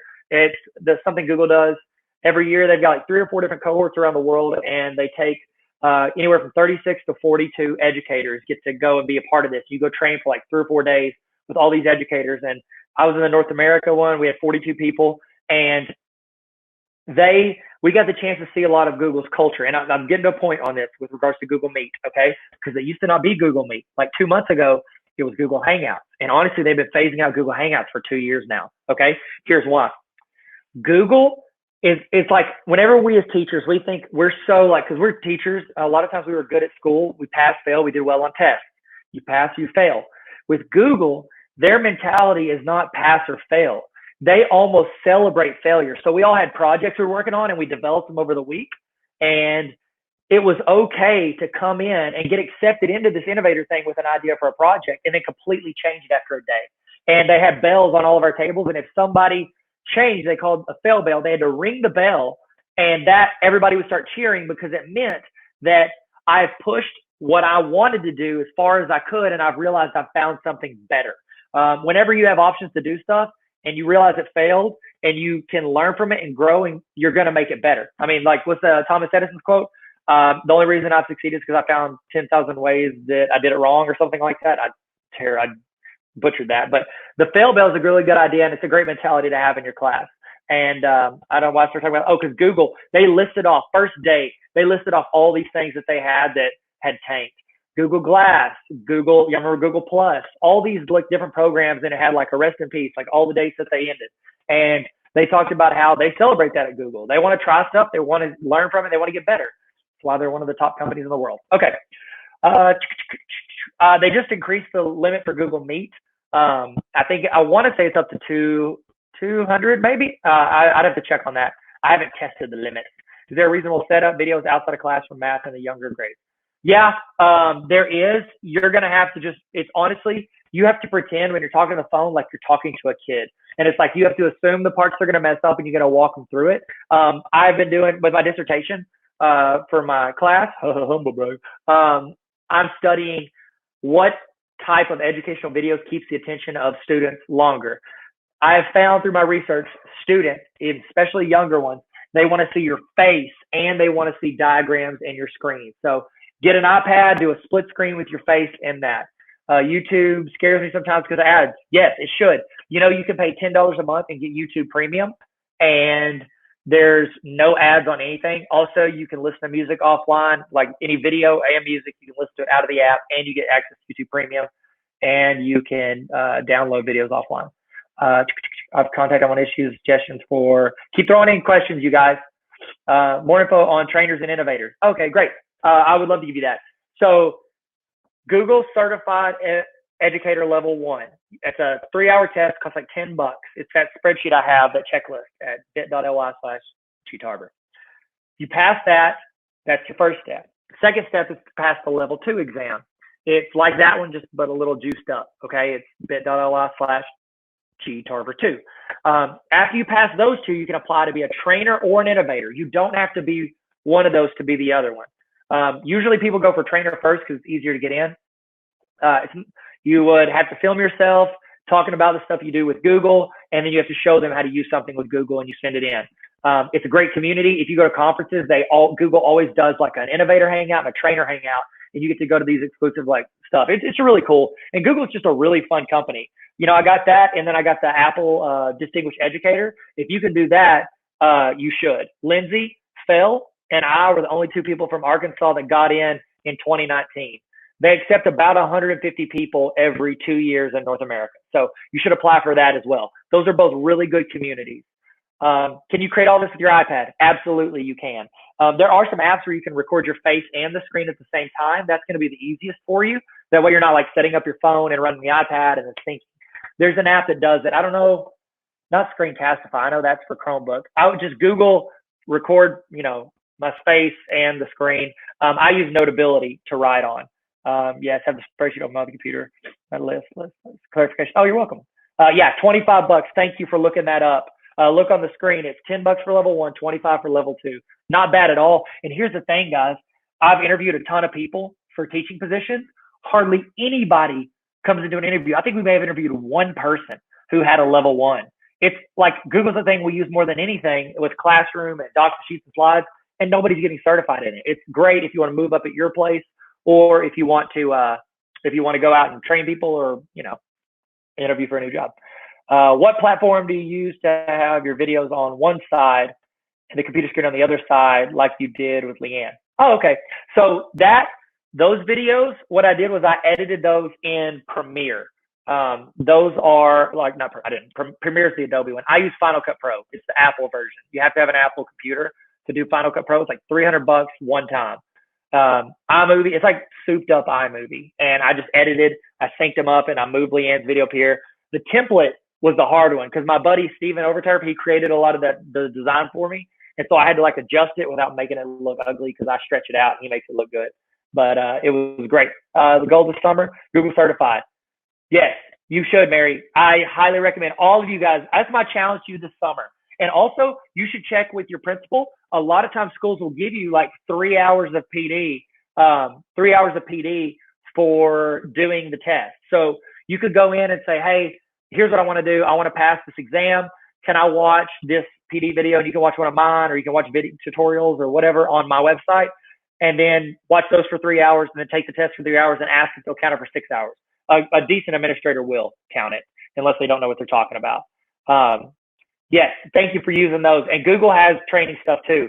And the cool thing with Google is for their training videos, they'll use people's videos that have already made them. So a couple of my videos are being viewed on Google's website because they help people through there. Not an Apple fan. Yeah, so you don't use it for the iPhones? Put in the comments, are you an iPhone user? Anybody, everybody, iPhone, is that your thing? Let me know. Ooh, I knew this would come up and I want to answer it, okay? So Josh Lawrence, great question. Thank you for asking. Joshua said, how do you combat the issue of lack of internet service or technology in student homes when trying to implement a flipped classroom? Or I got all the answers from the iPhone. A lot of iPhone fans. I like it. And implement a flipped or semi-flipped classroom. Okay. So here's the deal, guys. There's different answers based on when you're there. So the school I was the principal. Most of the students were there all day. They all had devices. Everybody could either they had iPad minis that they would use to put their books and documents on, and then they could also use Chromebooks. So those are their two main devices that they use. So what you have to do, if you have the students at all, so we had some that were blended learning, and all their classes were online. And so I heard more than you'll ever hear in your life, oh, I can't work on it because I don't have internet at home. And what I have to train them is that is not an excuse you can rely on, because your internet didn't get cut off the night of. You knew going home that you weren't going to have access to the internet for your devices. So what you have to teach your students to do is they have to be prepared, and they have to spend their time at school where they have the Wi-Fi. They have to do that with, I'm sorry, I got distracted because I saw text. They have to do that while they're under Wi-Fi. Does that make sense? It doesn't, because I didn't explain it well and I got stuttery. Whenever they're at school, they need to screenshot text, download documents. You as a teacher, you can upload, if it's a really important video and you want them to watch it, you can download it, put it in Google Drive, have all the students mark that folder as viewable offline so they can watch it offline. They've got to prepare for not having internet at home. So where they might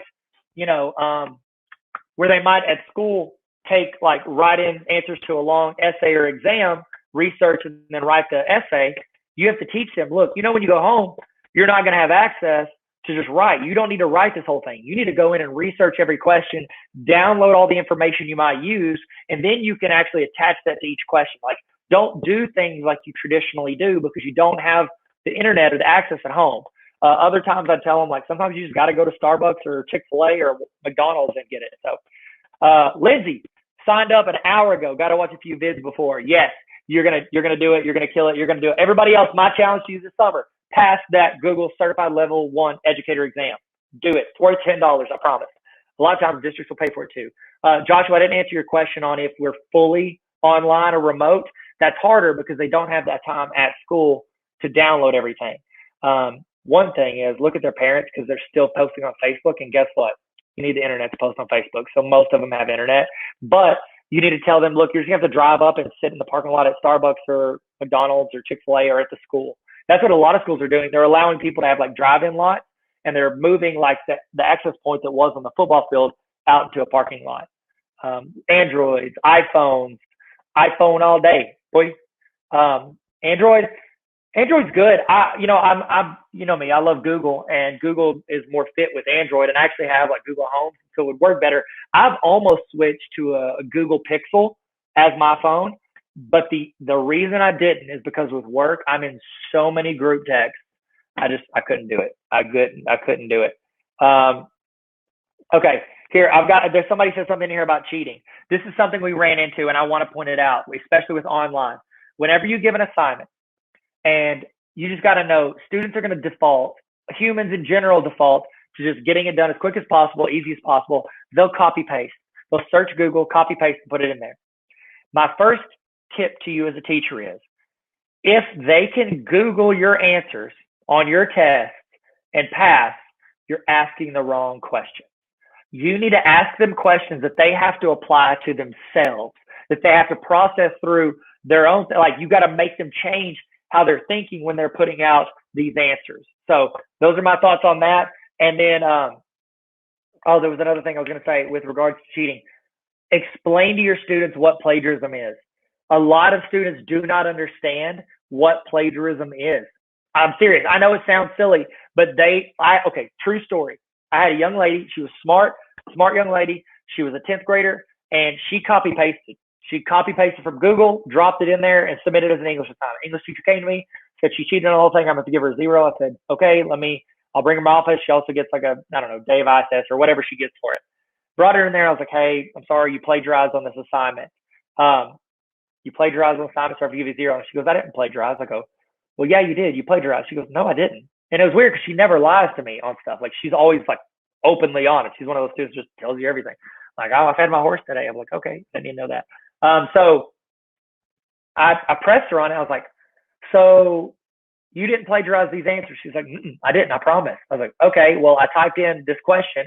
It is word for word exactly what it is on the first results of Google. And she said, and I quote, no, I did not plagiarize. I typed all of that in myself. She did not understand the concept of plagiarism. She thought just retyping it and not using copy paste meant that it was worth her submitting it as her work. You've got to explain clearly to these students multiple times what it is, what's expected, and what counts as plagiarism. Excellent. Yes, James, that's spot on what I was saying earlier. You have to have deep, meaningful questions that show their knowledge and application. That's great. I tried to do that in those, like this right here. I try to do that in these digital citizenship courses that are free. I'm not trying to sell anything, but it's just an idea. If you ever want this template, make a copy of this doc and just delete all my stuff out of it. I've actually got a Google form you can just type in and it fills this out for you. But I try to run everything through like the mirror or the filter of personal application. Okay, excellent. Lindsay, you're right. They don't know. They don't. They're growing up. We're about to at the end. They're growing up in a society where finding the answer quicker is more valuable than fully comprehending it. It's like they just want to search on the phone, find the answer, and move on. Like we have to train in them. Like, no, you need to have a depth of knowledge. And how do you do that? You have to go deeper on it with the questioning.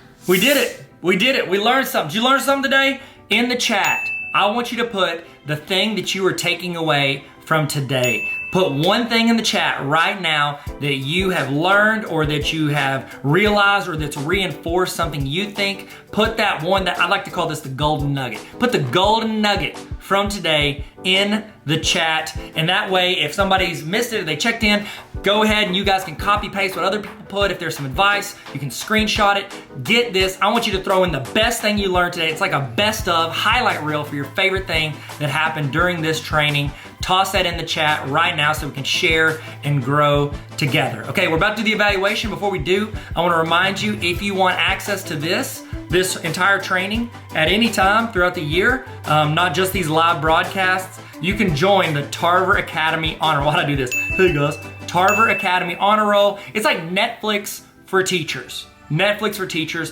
because you have resources, you have templates, you have PDs, trainings. It's literally like a library of trainings, and then access to ask questions, to request resources that I build and send out to teachers all around the world. So tarveracademy.com/honor roll if you want to join the greatest community on the planet. And I'm not biased at all. I mean, all of us, you're on the honor roll. You want to be on the honor roll? Sick. Let's all be on the honor roll. And I'm a dean, so keep me on the dean's list. Hey, that works. Okay.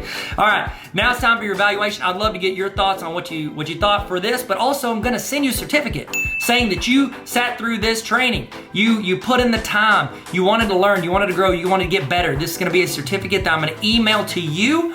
What I need you to do is I need you to go to the link on the screen, or hover over the QR code with your phone. Get your phone out, hover over it. It's going to ask you a few questions. If you don't get this, it means that you put your email address in wrong. Make sure, please do not rush this. Type your email address in correctly. Please, I'm begging you, because if not, you're gonna email me, I never got my certificate. It's because your email address is wrong. Type in your email address correctly, fill it out, fill out your name, make sure you capitalize, make it look good, because it's gonna fill in to the certificate from this. So I need you to put this in correctly, please. Okay, go there, we're gonna walk you through it. Go into this, click on the link, or is it, you can't click on the link because it's on a video. Type in the link on your computer, or type it in on your phone, or whatever device you have. Scan the QR code, fill it out. I'm gonna send you a certificate with a timestamp on it saying what time you ended. You have proof from earlier if you sent in to the other link of what time you started. And then you also got your notes and all the stuff you've learned, your screenshots, all of that to show your administrator or whoever, your spouse. You show your friends, show people on the streets, all the learning that you did. You can frame that certificate. I think we're all getting framed. You get a frame, I'm getting framed. I'm gonna put it up on my shelf. I got too much stuff on my shelf already. So look at this, Lonzo Ball rookie card. If you got any, by the way, you got any basketball cards you want to sell, hit me up. I've been slightly obsessed with basketball cards, and I apologize for bringing it up. Look at this. This is all Lonzo Ball. Lonzo Ball, I mean, he's the GOAT. Everybody says it. Who's in the chat? Who is your favorite basketball player of all time? I'd love to know. If it's Lonzo Ball, it's quite the coincidence because I had it sitting on my desk. If not, it's probably this guy. Probably this guy right here. See that guy? That's Michael Jordan. No big deal. It's whatever. Don't like to brag about it. I mean, it's not that expensive, that card. But if you got any cards you want to sell, holler at me. I don't know why I said that. I'm just stalling so you guys can fill out your evaluation. All right. Y'all feel good? I'm gonna leave this on the screen for you for a little while in case you had to step out for a second. I'm gonna leave this up. Thank you again so much for your attention and your time and everything that you put into learning and growing with us today. I'm Tyler. This is Tarver Academy. Let's learn to have fun. See you guys later.